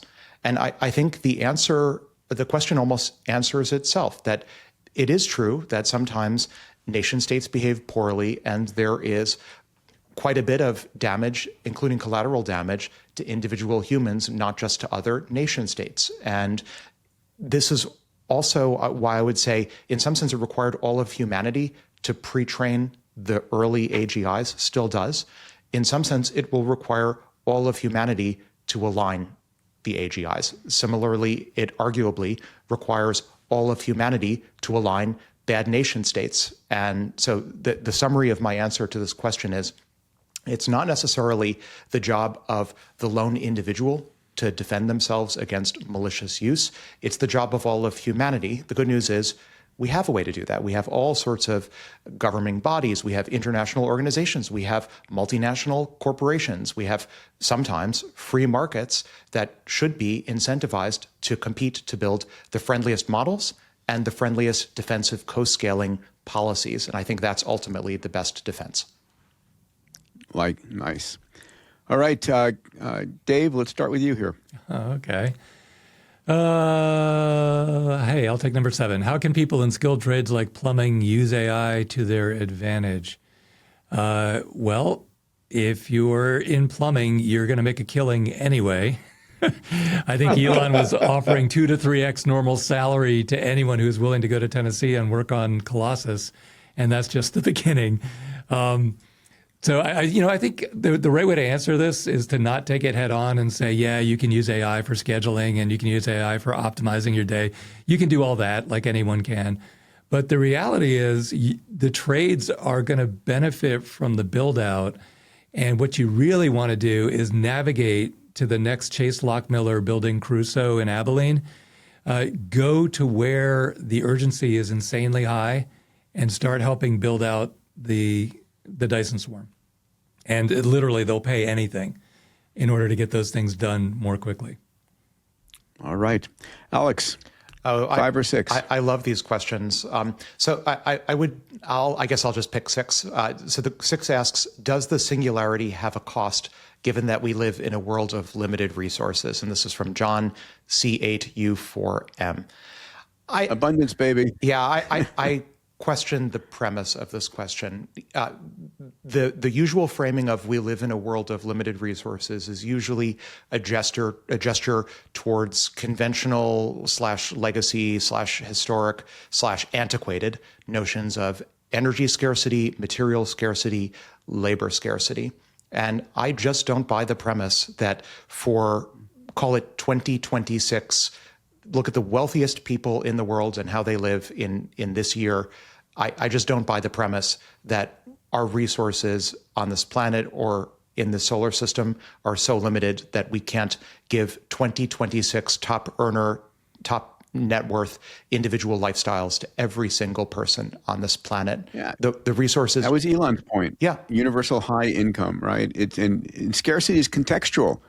The resources just aren't that limited. Now, I could answer maybe an adjacent question, which is, does the singularity have a cost? And I do think projecting out a few years in a Star Trek economy, like Peter, you and I wrote about in Solve Everything, one could imagine some scarcity maybe with interstellar travel. Maybe that still has some costs associated with it 10 years from now, maybe.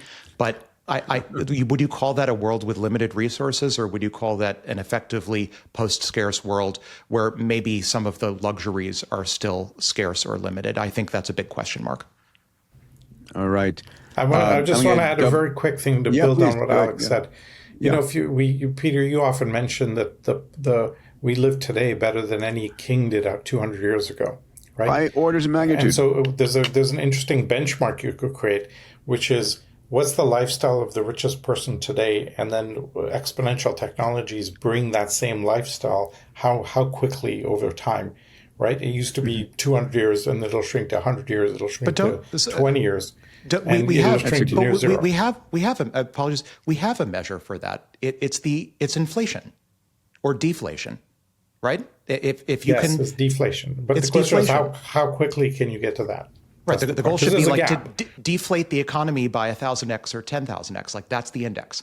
Well, you know, if you take Uber for example, you went back 20 years ago, only very wealthy people could afford a private driver, right? And now everybody can afford a private driver. And with autonomous electric vehicles, you're going to be chauffeured around. That's right. And it's going to be 4 or 5 times cheaper than owning a car. Yeah, right. That's right. So there's an interesting corollary there. All right, Emad, how about number 5, please? Yeah, how much would freedom and individual rights even matter in a simulation we build ourselves? From Ed Kalski 2312. I think it still matters a huge amount because we are our own sovereign individuals. In the recent series that I released on cw.ii.inc, Commonwealth, I have a paper on political economy where it talks about sovereignty and power. And I think the big question of the next stage, as we maybe are in a simulation or we build our own simulations and our own worlds, is, again, that sovereignty and agency question. And I think it is the defining thing, because all sorts of powerful things and entities are coming out, and ultimately you want to have that sovereignty and control over who has power over you. So I think freedom and individual rights become even more important here, and the questions become even more complicated. Yeah, I would agree with that. This is a very, you create a system, it doesn't mean you control the people in it, right? Like imagine that you created a sim city and you let those AIs or agents or actors evolve. At some point you have accountability over that. To Alex's point, you have some level of, you're playing God in a sense, and you have huge responsibility over what you've created. And I think gives you more obligations and more deep thinking to do than less. Yeah, and you have to avoid going down the 1984 or Brave New World route, rewriting the past or having the full control. All right, our closing video here, and it's a beautiful one. It's called Future Rising. Can I just interject? I've got a new addition, which is every few days Lily says something that's totally crazy, and I want to just do a Lily statement. This time she said, what kind of podcast do you guys have where you're talking about Hugging Face and Kimmy K3 and Lovable? This doesn't sound very techy to me. It sounds like you guys are kids playing in a playground. So that was her comment from this one. So true. All right, this video is called Future Rising by M-Core Mainframe. I love it. There's a scene in here of moonshots versus lobsters on Mars in a hockey game. All right, everybody, enjoy this. As a Canadian, this is great. Peter points us towards an age of abundance. David runs clusters on clusters. AWG formalizes the zeitgeist. It's contact. A huge tackle. Salim is circling the earth, zooming in from Singapore.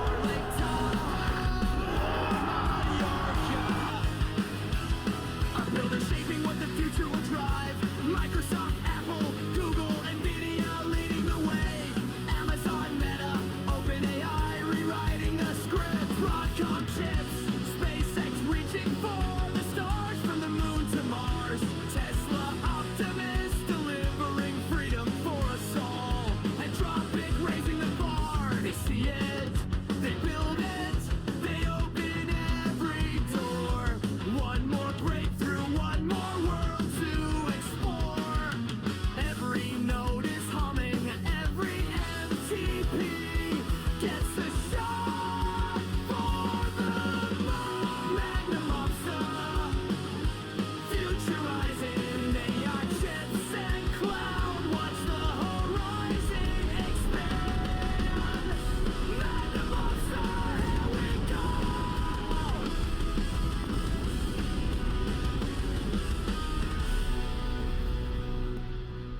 I love it. I love it. I saw Gentlemen. the human-machine rivalry was getting a little bit heated. Yes, it was. But Moonshots won. Our team was stacked with robots. As always, God Almighty, we do these pods, and I'm like, okay, what is there enough news from the last 3 days? And it's like, yep, there's a lot of news. Yeah, we from didn't the last cover 3 a couple days. of big things. I know. Yeah. We'll save some for next time. All right. Emad, thanks for staying always up. a pleasure, brother. Yeah, Salim, have a good night out there. Alex, Dave, Toodles. be well. Take care, folks.